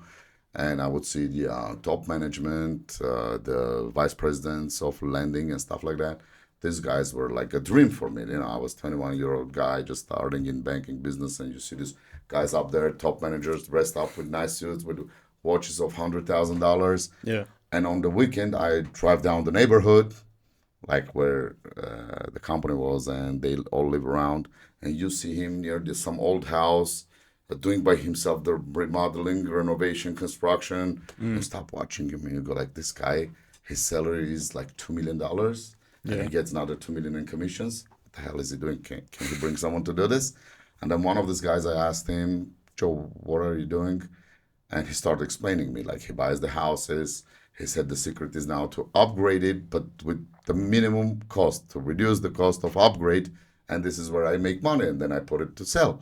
So if you call a company to do this upgrade, it will cost you, for example, $100,000. And now if he does by himself, it's going to cost $60,000. And that's what he wins on, buying this house for $300,000, putting $60,000 in upgrade, and selling it for, I don't know, another 140 extra. But this 40 is counted as a good profit. So this is a very classic method in the United States that, you will see a lot of guys upgrading themselves. Construction guys are buying houses, remodeling and selling. But this is it. Nothing like the off-plan opportunity of Dubai. Off-plan is the construction primary from developer, which doesn't exist at the moment. There is only brochure and a video showing all the beauty, what this project will be when it's ready. The question is still, will it be ready or no? But you have the beautiful brochure and the video. So now you have the plot, which has nothing on it. It's pure sand. And this project is announced for sale on the 20th of September, will be the launch of this project. The sale starts 9 o'clock, and you're there hoping to get a unit, and 10:20, some guy takes the microphone and says, congratulations, the project is sold out. And there's no project, nothing. Just a cent. Just 800 units were presented at 9 o'clock on the launch, and 10:20, it's sold out, 800 units. You go, what the hell? This is business. And then these 800 guys that bought these units on September 20th understand that there were 4,000 people registered for these 800 units. And 3,200 people went home without getting any units. So next 3 years, it's going to be crazy demand on this project. A year later, he puts his property out on sale with another extra 100 or 150, $200,000, depends what he has there, like 20%, 10% overpriced. And someone buys it. And he makes money out of it in a crazy way. And he hasn't paid the full amount. Let's say it's a $500,000 property. So within a year, he has only paid $150,000 for it. And now he sells over with $100,000 extra. So he exits the project in 1 year with his own 150 and another 100 on top. So this guy makes crazy money on a plot that still nothing is going on there, or maybe low stage of construction. So this is Dubai. That's what it gives you, a platform opportunity in real estate to make money on a project that still doesn't exist. The construction is going on time, no problem, but you still have 2 years to complete this project. But there could be a situation where 3 different people can make money on that unit before it hits his final point. Look, like, for sure, Dubai is number one, and right now it's the most desirable place for real estate investors. But why do you think some people are still choosing, like, New York, which is, I think, might be the most overrated real estate market in the world? Like, too high prices, not really safe. But the market is still flooded. It's the trust. See, we say Dubai is nice, Dubai is beautiful. Yes, I experienced it. I think it's nice, and I'm planning many years of Mm. the future to be there. But Yeah. I'm not sentimental to the places. If tomorrow will pop up a new place and say, okay, this is the best place, and I can see that it can prove me that it is the best place, I can easily move to that new place. It's not a problem. But at the moment, to me, with all the criteria, Dubai is the best. But it's comfortable, nice, you can make money. Now, there are guys that, don't follow the trends, first of all, of which place is nice and good. They are Yeah. like old school guys. They know their place, or even they are not old school. They are guys that don't jump around and they don't spread around. They have never even left their country. And they stay there and they invest there. They want to see there physically what is going on there, and they invest there. It doesn't matter if it's New York or where. And I have guys that I know from back my days in the United States, and until now, we communicate, but we communicate only by mail. These guys are millionaires, literally millionaires, and back in those days they were. Yeah. They have tons of real estate, they have a lot of money, they invest, but these guys hate even smartphones. I'm like, bro, can you get WhatsApp so we can communicate normally? And he goes, no, I hate all that shit. I'm Yeah. using the old phones. I don't like the smartphones. So how this guy's gonna know about Dubai? Mm. Well. So you know what I'm saying? There Yeah. is more than you can imagine. People out there with money, a lot of money, that they invest. And I'm not saying they don't know what to do with that money. They invest, but they don't want to go out of their box. Mm. They they say, okay, it's nice. We came, visited Dubai. We heard about it. Yeah, we wanted to see as a vacation we visited. But no, I'm not going to pack my money here. Yeah, it seems like they're living in a Marvel studio, which is like It's outside of US, there is see, nothing. it's normal. Sometimes, again, all we people take the risk in different way. Some guy looks at the thing from his perspective and saying, okay, like me, I'll go like, okay, this is good now because all these people, if you go back 30 years into UAE, like I've been there 2006 in my first time, was totally different picture of Dubai. People for a little bit medical problem, Arabs, locals, Emiratis, would fly to Germany if they had a little bit medical problem, health problem. Yeah. Nowadays, people fly to Dubai to the hospitals because they have one of the best hospitals, Saudi, Germany, Iranian, and all this American, King's London, all these medical institutes are now in Dubai. And people choose to fly to Dubai for, doing some procedures. Yeah. But 30 years ago, 25 years ago, local people in Dubai, for, I don't know, a little bit like, I don't know, medical problem, they would fly to Germany. Yeah. And today, I trust them because I know most of these guys, they went, they got educated outside. They brought a lot of international professionals who built the constitution, the law system, the court system, and everything. And I understand that, yes, once you do the deal on papers, you're good, you're safe. Some people look at it from different perspective, and they think when they see Sheikh Mohammed bin Bashir walking around with his kandura, and they think, okay, this is still the old years. This guy is a sheikh. They don't understand that he's a sheikh, a royal family, just like the royal family in UK. They exist. They are respected. But in Dubai, the royal family doesn't make the decisions. The decision is made by government. The same guy is the prime minister of the country. The other sheikh guy is the president of the country. The other one is the minister. So they have the government who is doing the decisions and running the ministries, the all legal departments. So everything is controlled by a government, not the royal and sheikh family. So when you're inside, you understand that there is a law, rules, and it's followed and controlled by the government. Again, the word government is mentioned on everything. Yeah. But then some guys don't think like that. They see the white kandura, they think the guy walks around on his horse or camel and he tells, okay, this is the one, you have to kill him. No. Get all his finance, take all his money and send him back home. Until now, I will hear from people coming to me in Dubai, is it true that they cut hands here? Yeah. I'm like, for what? Come on. So this is it, don't get the wrong picture, but people Yeah. sometimes they see the things the way they want to see, and that's why To invest somewhere, it's all about the trust. Hmm. To keep your money somewhere, it's the trust. To keep the money in the bank, you have to trust the bank. To Yeah. invest in a country, you have to trust the country. You have to trust the developer in the country. So this is all about. That's why some people choose other countries. Some people choose Dubai. Some people choose Dubai because of even investing in real estate because of the taxes. Hmm. You invest in other countries, you get capital gain tax. You sell your property, you have to pay tax from whatever you made on it in Dubai. You don't pay that. But again, some people feel safer to pay the tax somewhere, Yeah. but see they are building every day when they walk out the home. It's normal. It's human behavior. Yeah. Look, like as a person who is already quite successful in this niche, what do you think? Like, what's the like minimum realistic amount that you need to start a real estate career in Dubai Real estate career or as a broker? as a Yeah. broker to be a Yeah. good broker. And okay, I mean, again, you can start from zero, honestly. Mm-hmm. Like I can prove that you can start from zero, but you will struggle.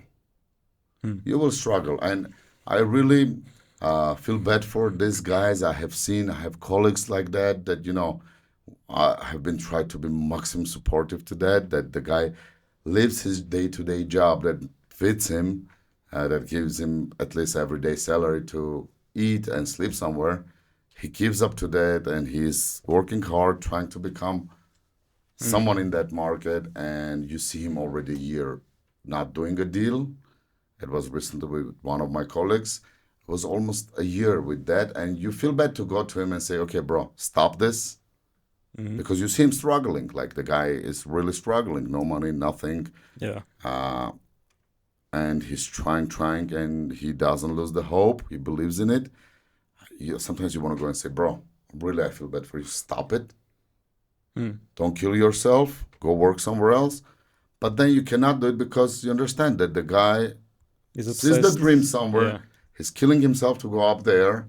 And instead of stopping him, you're giving him some support. You go, bro, tell me what are you doing? A year you're not selling something. Tell me the situations when you talk with people. Let me Hmm. help you with something. Let me give you a couple clues, tips. Tell me the story when you meet your clients, why you don't close.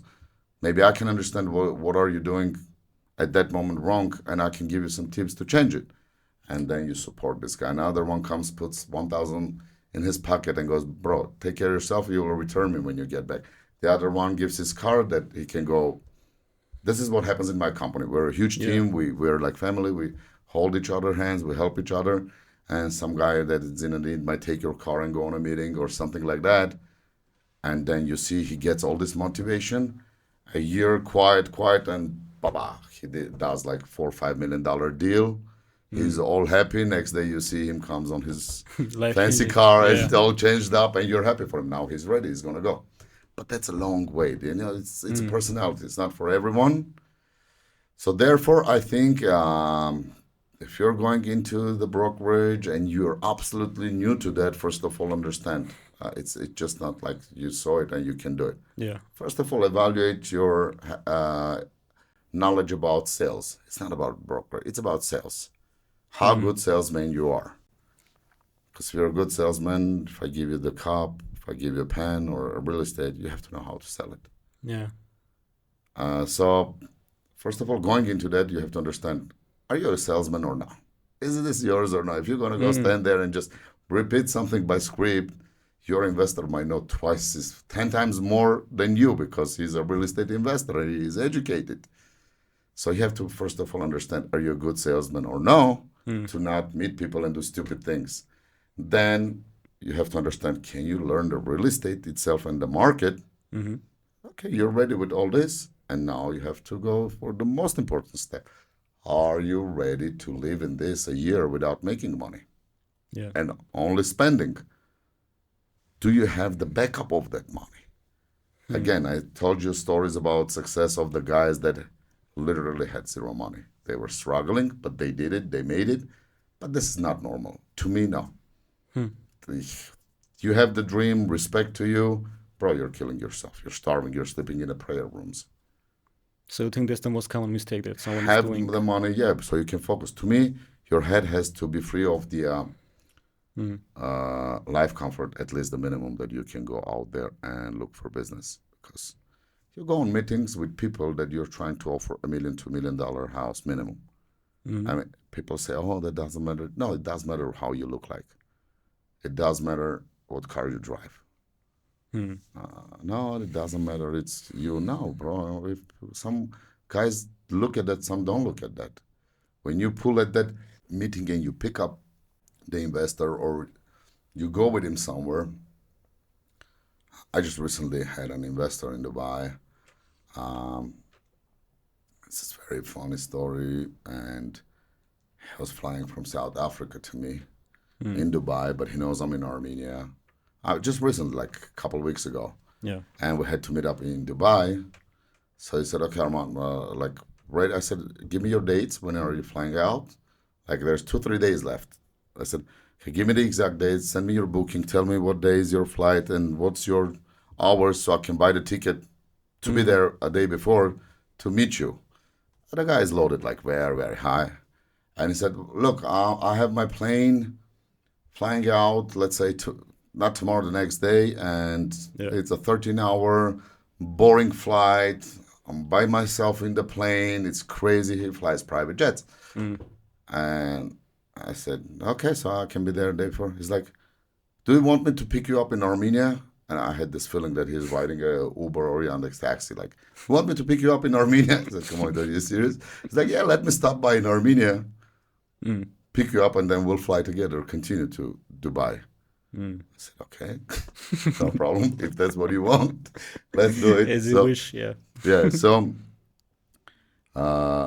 it's end up the story different way. And he said, "Okay, let me change the request." And while I was on the phone with him, he went there, called the other phone. He said, "Okay, change my trip, add to it, stop in Armenia."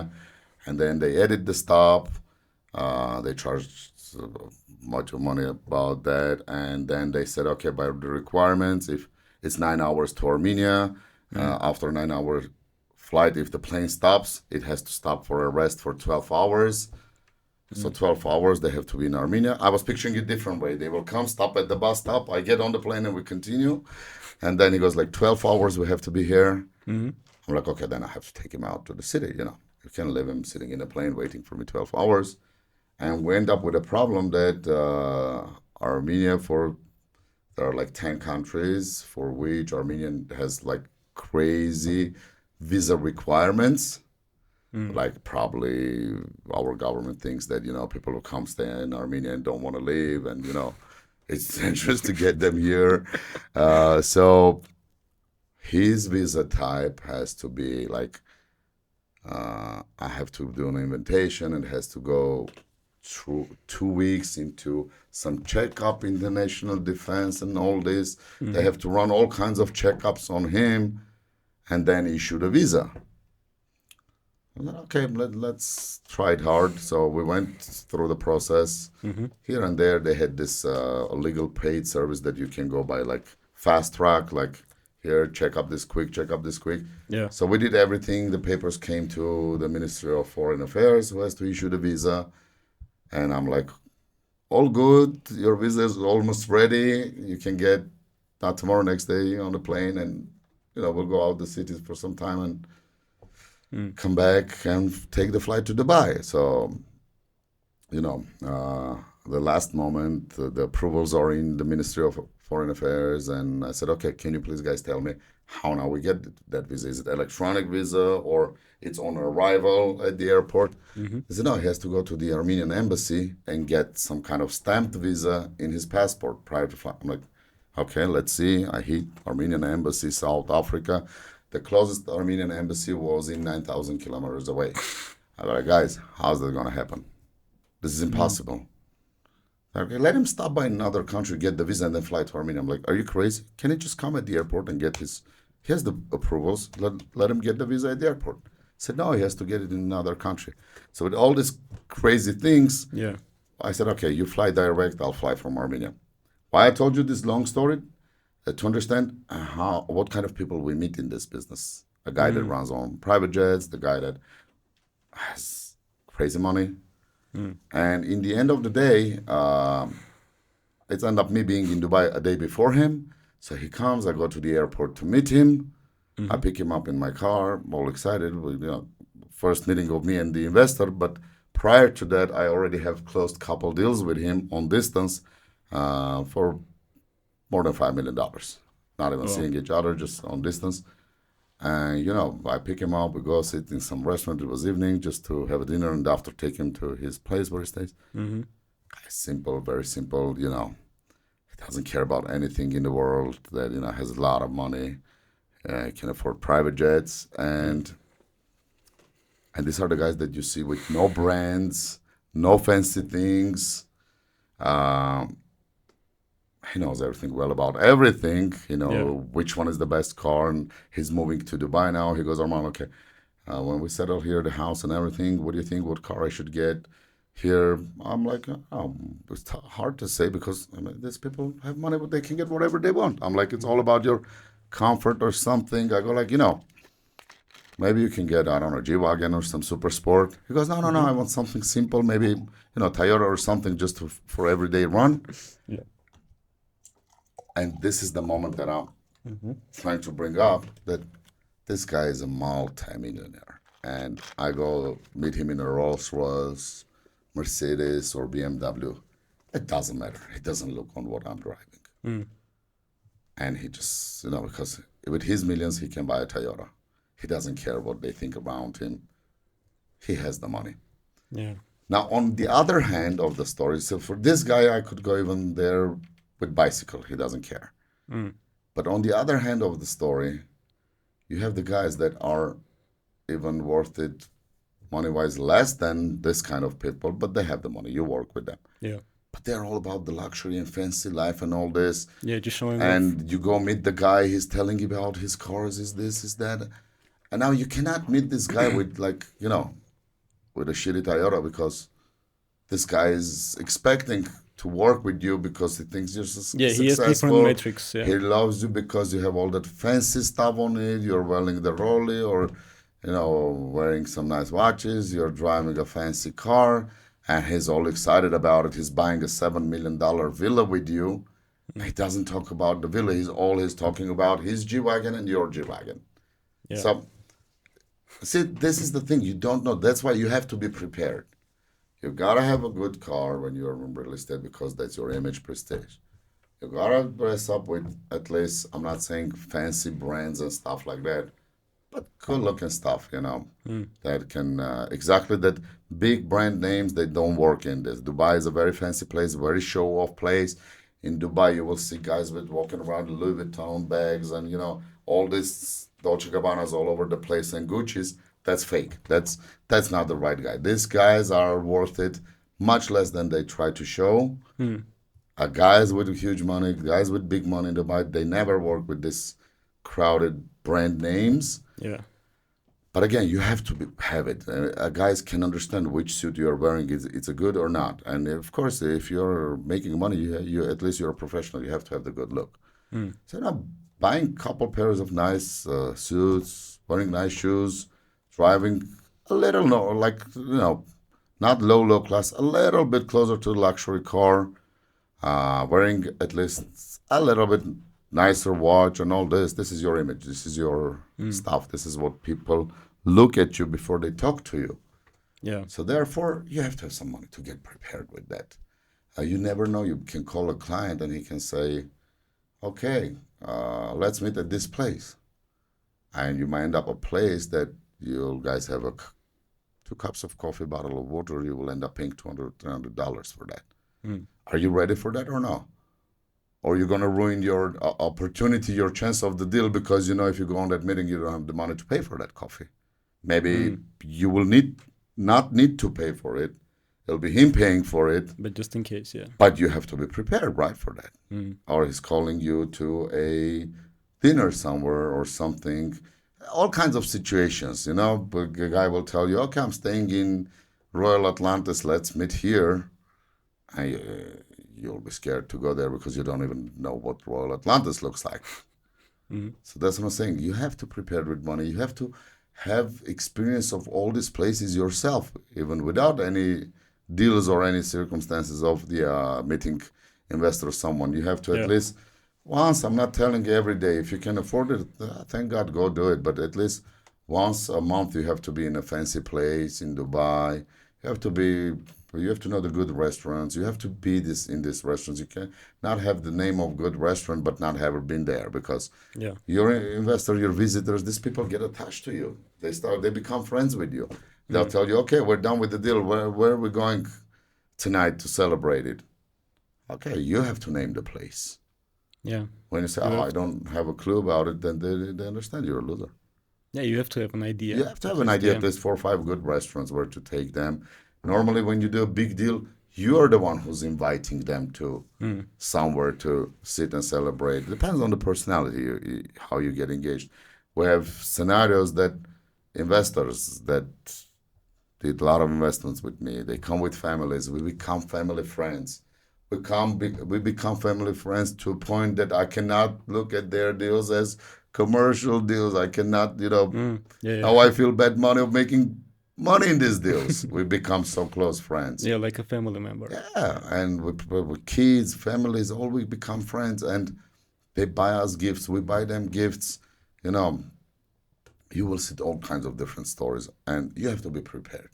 Mm. I have, I won't say like many times, but at least I have 3, 4 times that I had the investors visiting my house in Dubai Mm-hmm. for a coffee, for just seeing around, different cases, but uh, it's a situation.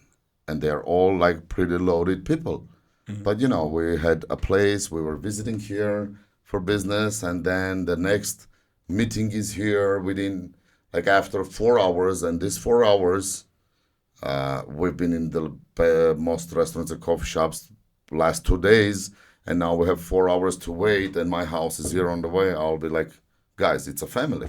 Guys, let's stop by my house, have a coffee, we'll sit down a little bit, Mm-hmm. and then we go there, and I'll pick up my family also with us. We'll go together. Yeah. And they will come to the house, they sit around, they get in love into area of the beauty. They understand who are you. They see your family, your kids. They see your personality. They trust you. They understand that Mm. you're becoming part of them. This is how it works. Another investor just tells, okay, which area is the best for family? You tell him, okay, this is the best area with family because I live here. Mm. And he'll go, can we go see it? Mm-hmm. You bring them to your area, you show, you do this. And of course, if I'm trying to recommend you that this is the best area with families and living it, and if I'm living in it, you understand that I'm successful and I'm good. You know the prices I told you about it. But when you're not prepared for all this, you're having a hard time to do things. I'm not Yeah, saying you closing. cannot do without it, but you're struggling really bad. Yeah, closing far less deals, like Therefore, making. entering into brokerage market, as you said, as a broker, you have to be prepared at least with the minimum of having a decent car, even not a luxury, but something like being a broker in Dubai without a car. It's impossible.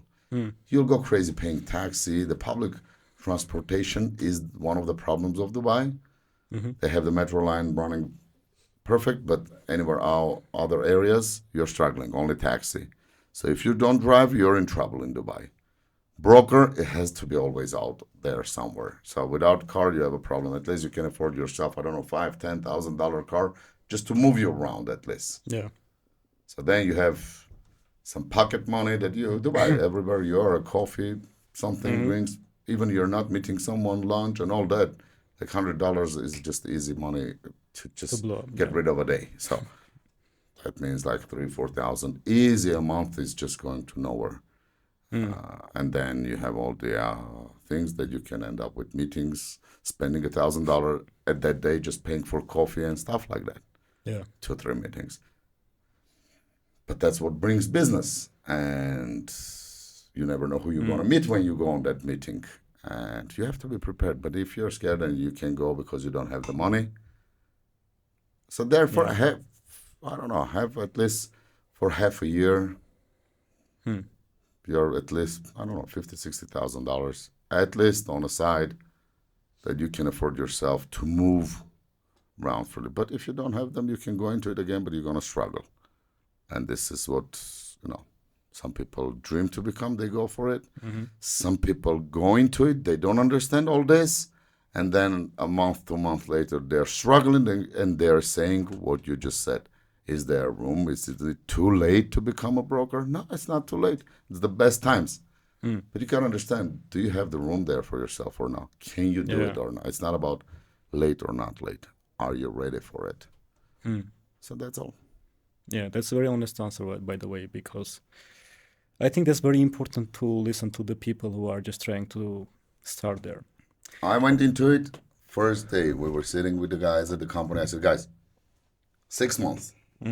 If I don't do 6 deals, I'm out of this. They said, why? I said, I know myself. I know what I can do. I know finance. I know sales. If in this new field, new profession, if I don't close 6 deals within the next 6 months, minimum, then I'm out. It's not worth it for me to waste my time.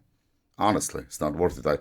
I put average, if I sell even like not the minimum, just a little over the minimum units, 6 of them, how much commission I will make in 6 months, and understanding that, if I split that, maybe I do 2 deals in 1 month, nothing in the other, but at least a deal a month. Yeah. How much money that will bring me, that's my lowest survival. And I said, if I'm not even making that, then goodbye real estate. It's not for me. I'll go do something else. Yeah. So I did 3 times more in the first 6 months. It's ended up being, but this is the thing. You have to understand what you're going into. People come in 1 year, stick around without doing nothing, and they either make it or they find those crazy reasons. The market is overloaded. Nobody buys. There are too many brokers. No, bro, it's available to anyone. It's you. Understand? Is it for you or not? How long did it take for you to close the first deal in Dubai?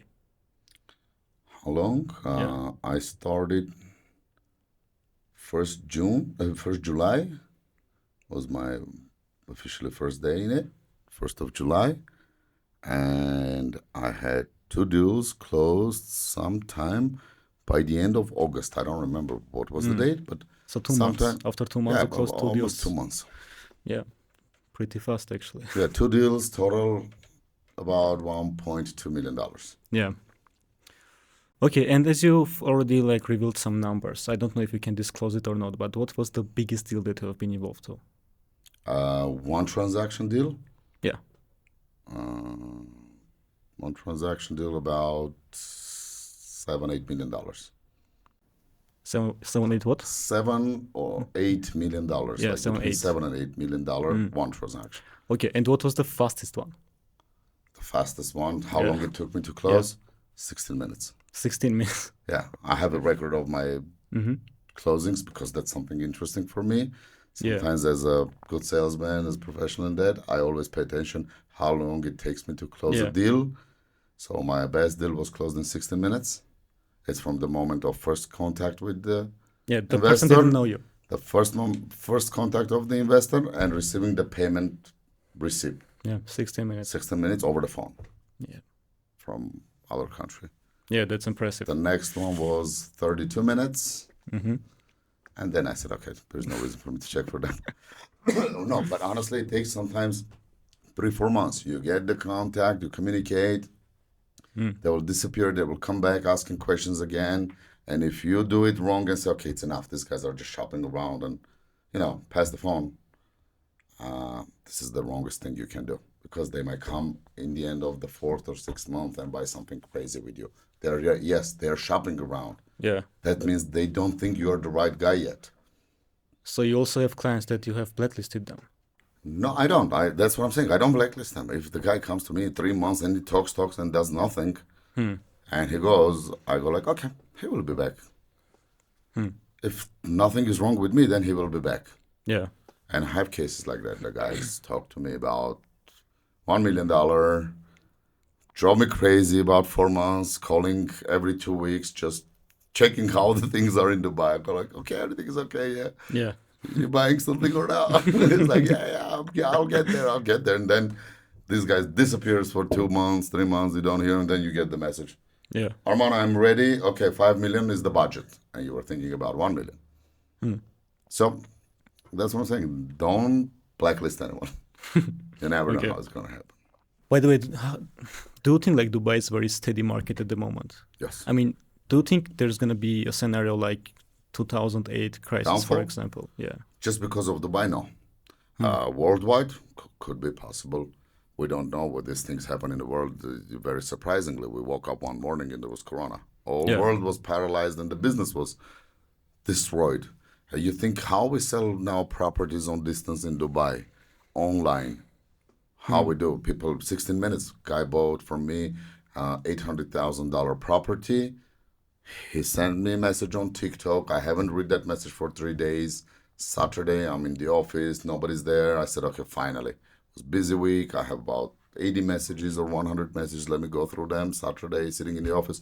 I go one by one and answer. And the guy says, oh, okay, thank you for answering. Can I have your number? I said, give me yours. I will call you. Yeah. I called him, and it took 16 minutes from this beginning of this call to the end. While I was on the phone, he sent me the receipt of the payment. Hmm. 16 minutes buying a real estate online from 5,000 kilometers. You think, what is it? It's the behavior Mm-hmm. of consumers that has changed over the COVID Yeah. because people were hating this online world and online purchase. Before they had to go I to the hated it. I online. could not buy any clothes online. I was like, how you can buy shoes not being in the store and Mm. trying them. See, it's comfortable. You have some guy deliver at home waiting for you to change 3 pairs and see is it good or no. Wildberries, look at their history. You think what Wildberries did? They hit the roof because of the COVID Mm. and so many others like restaurants. Big corporations send their people to work from home because of the COVID, and they Mm. realized that hold on, nothing is wrong with this. People work from home perfectly. Okay, close the offices. We're never going to open again. It will Yeah. be work from home and on distance. And COVID changed a lot of the psychology and behavior of consumer. People Mm. took the online purchase as a very normal thing. And sometimes they will surprise. Why you don't do this online and you're just visiting a place to do something? And that affected the real estate buyers, investors also, because not everyone is a billionaire or millionaire that is just adding something to his portfolio. There are a lot of people that we deal with that, the guy had hard life, hard work, saved some money, or the lady Mm-hmm. worked hard, saved some money. She has a little bit saved and she wants to invest to have some backup thing or generate some cash flow profit. And it's hard for people, if you don't know anything about the country, these are people that never had been in Dubai and they're buying online on distance, Mm. not seeing the place. It's all about what you tell them. So it's the COVID that had changed the behavior of consumers a lot. But what was COVID? Disaster. We wake up one morning and they said, okay, if you go out on the street, most of the chances are that you will die. Yeah. So answer to your question, uh, that Dubai has some risk of downfall of the market. No, it's not a balloon. It's real market. The demand is 4 or 5 times over the supply by normal economic rules. It works perfect right now. Yeah. Will something happen to the world and that can reduce the position of that market? Yes, possibly. Mm. But that's something we don't know. It can be something just like the COVID. Yeah. We were very close to another disaster when Iran and Israel started this The thing. warrior. I had, with my friends, we had a flight from Armenia to Dubai, and all the flights were canceled. Mm. Why? Because it was dangerous. Who knows? All kinds of things. That thing could, God forbid, continue for 2 weeks, and that could turn into world war. Who's Yeah. going to think about Dubai real estate? Nobody.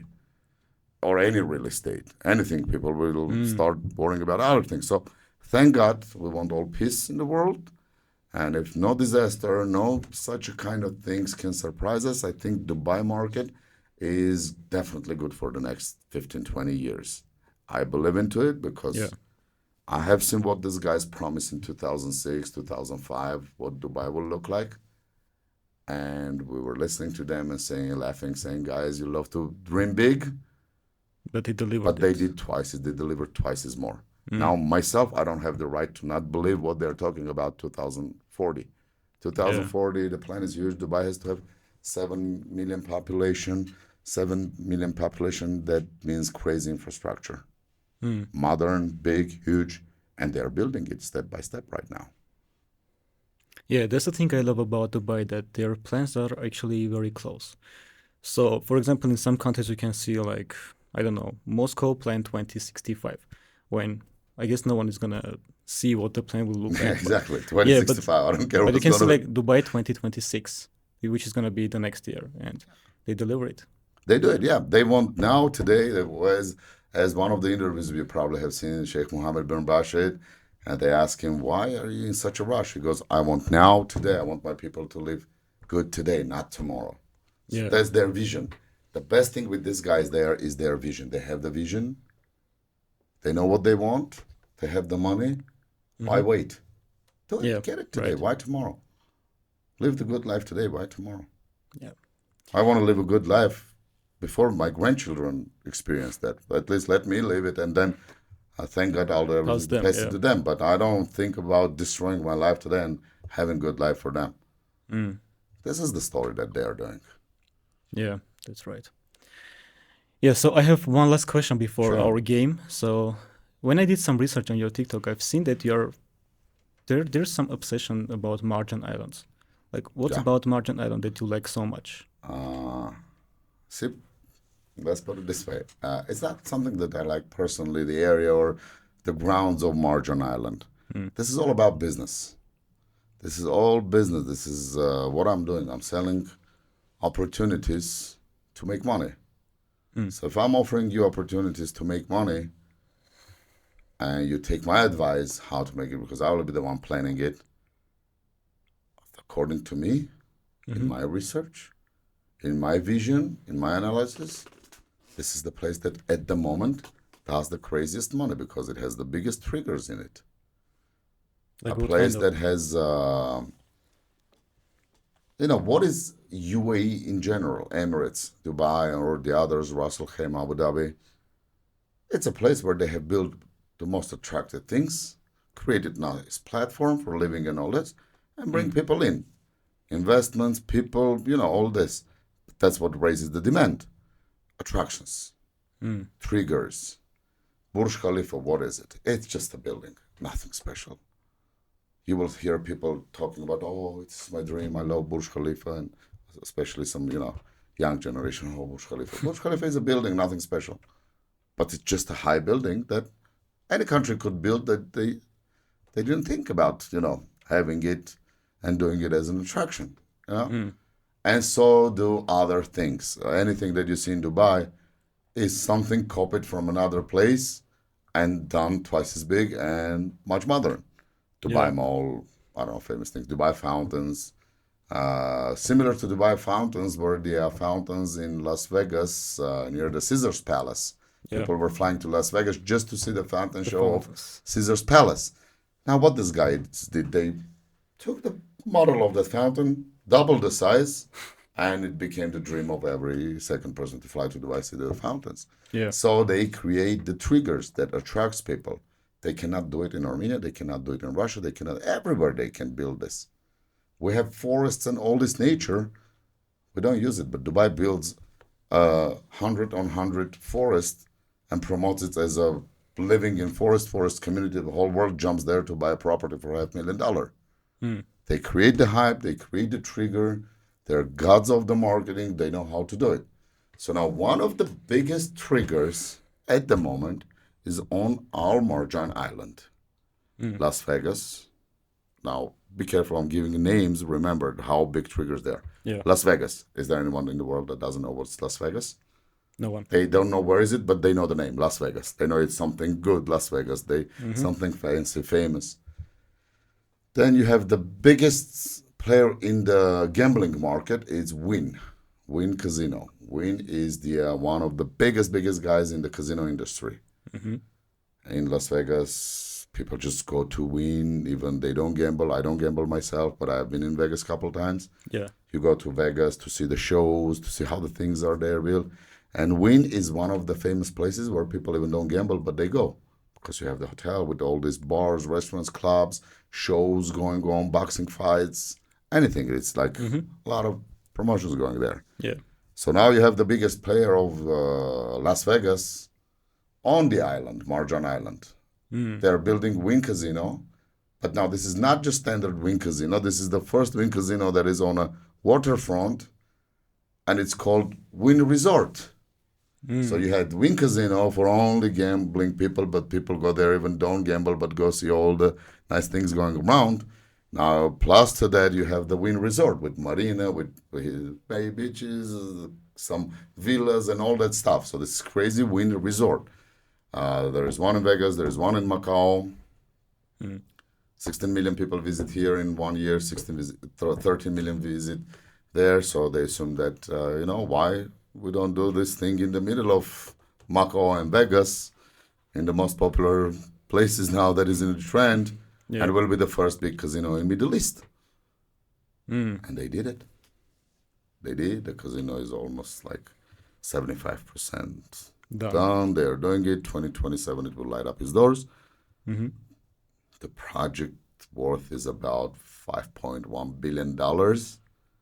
I would tell me a place where you invest $5 billion on an island and it's not going to be booming with real estate. Yeah.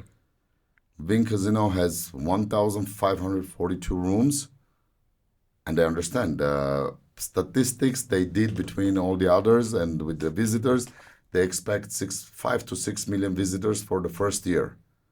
Yes, that number can go down, but that number can go much more higher. This is just what they did by statistics, that possible. Yeah, I guess it's quite realistic numbers as well. It could be much more than that. But for 6 million already that they expect a year, they understand the hotel is not enough. 1,542 rooms are not enough. Yeah. They already, this is the structure of the island. They have wind there, and then they have all these residential buildings and the hotels that are going right now with construction. There is famous W Residence, again, all over the world, everybody knows. So W Residence is on about 1.5 kilometer walking distance from Wynn Resort. And they're on a construction stage. They're still building. They will be ready in end of 2027 by the time the casino opens at the same time. Yeah. And Wynn has rented the full building for a year already because they know that they might not be able to handle the traffic. So they have signed a contract with W Residences for the first year to rent the whole building. Wow. And now, as an expert, this is what you look at, those triggers, that $5 billion is invested on the island. If the casino is renting a full building from someone else, understanding that, this is something going on. Yeah. And then you have another guy on 100 meters from this building or next door from this building selling apartments, building them. You have to be on it because you understand that the place promises a lot, because once that casino comes with its 6 million tourists, it's not only him servicing them. There will be a whole infrastructure around them. Fast food, bars, pizza shops, hotels, small hotels, taxi, transport, shoemaker, sandwich maker, all kinds of businesses, ice cream guys. Yeah. Anything that you can have for a normal touristic infrastructure. A guy selling souvenirs, when he's going to sell it? If Wynn Resort doesn't rent him a place in the hotel, he has to find a place for a souvenir shop. So he needs retail spaces. Somebody's going to live there. Somebody will come visit the place, but there are no rooms, or he doesn't want to pay $700 a night to stay in Wynn, but he wants to be there. So he is going to look on Airbnb to get something for $150. So this is what is going to create enormous demand on that island. And the most important thing, that it is an island and it's limited area. It's not it's not a bubble. It's not going to go up. So you cannot build more than what it has. So it's kind of scarce. So that's a unique project. That's a unique place, limited place with unique trigger on it. Yeah. This is all you look.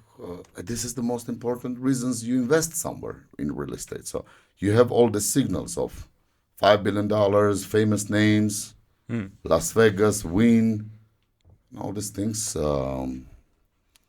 Pushes you understand. And I had some successful stories there because we have bought, we have resales within 1 year with good profit. And yes, the demand is very high. Yeah. Therefore, I love that place.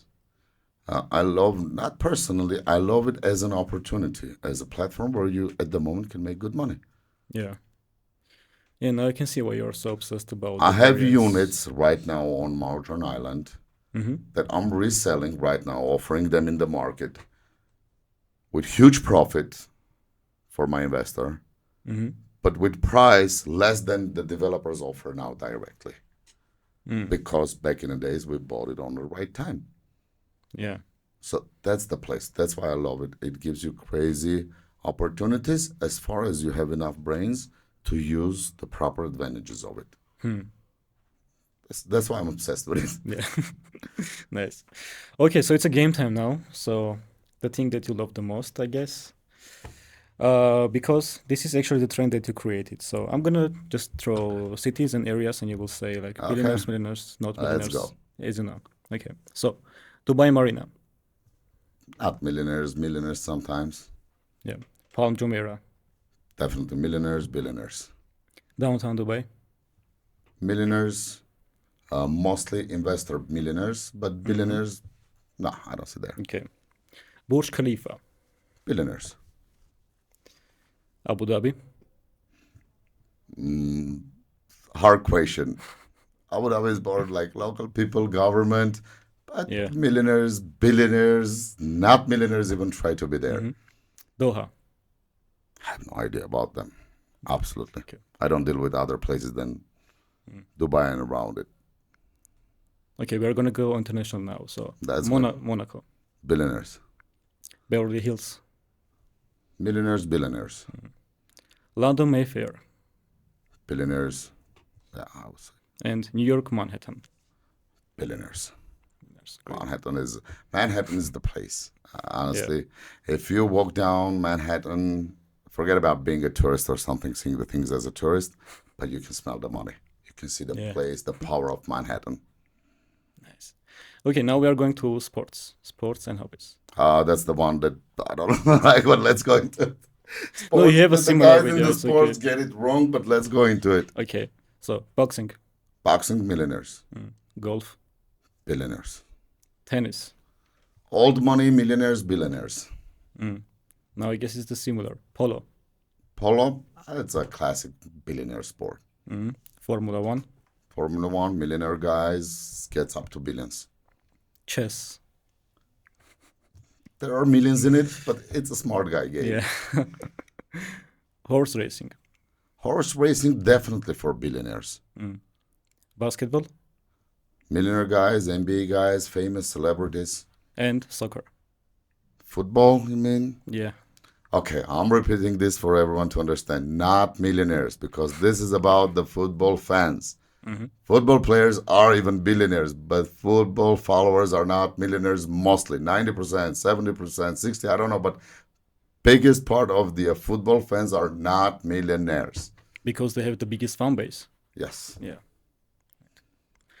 Okay, moving on to the cars.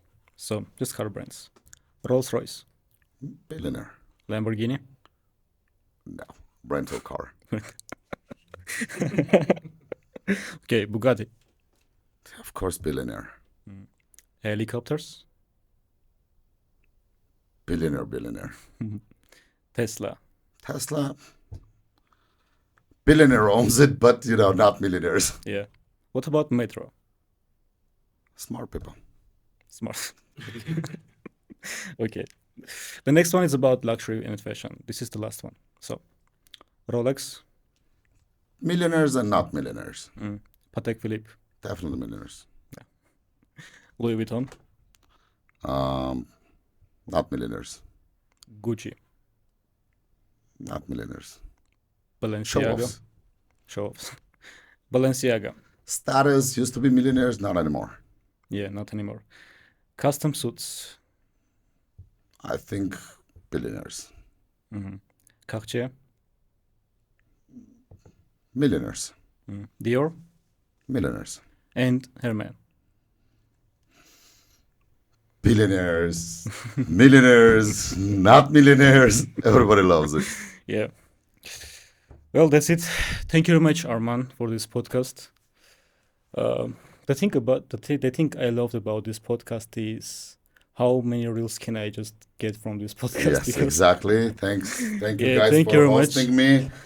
This was a big surprise for me because, when you contact me, I thought, yeah, oh, it's nice. I saw some people from my company follow you, all this. And then when you said in Armenia is our studio, I go, what the hell is this? Who are these guys? Where they're from? But yeah, I'm glad, I'm happy, I'm proud that we have all this here at home. Yeah, Anyway, sure. nice seeing you. Yeah. Whenever you're in Dubai, you're welcome. We'll shoot together in Dubai. Great. Thank you very much. Thank you. So this is the end. Please, guys, make sure you subscribe to Arman and just check out his all platforms, all socials, because you will find very interesting things. You will find both entertainment and education there. Thank you.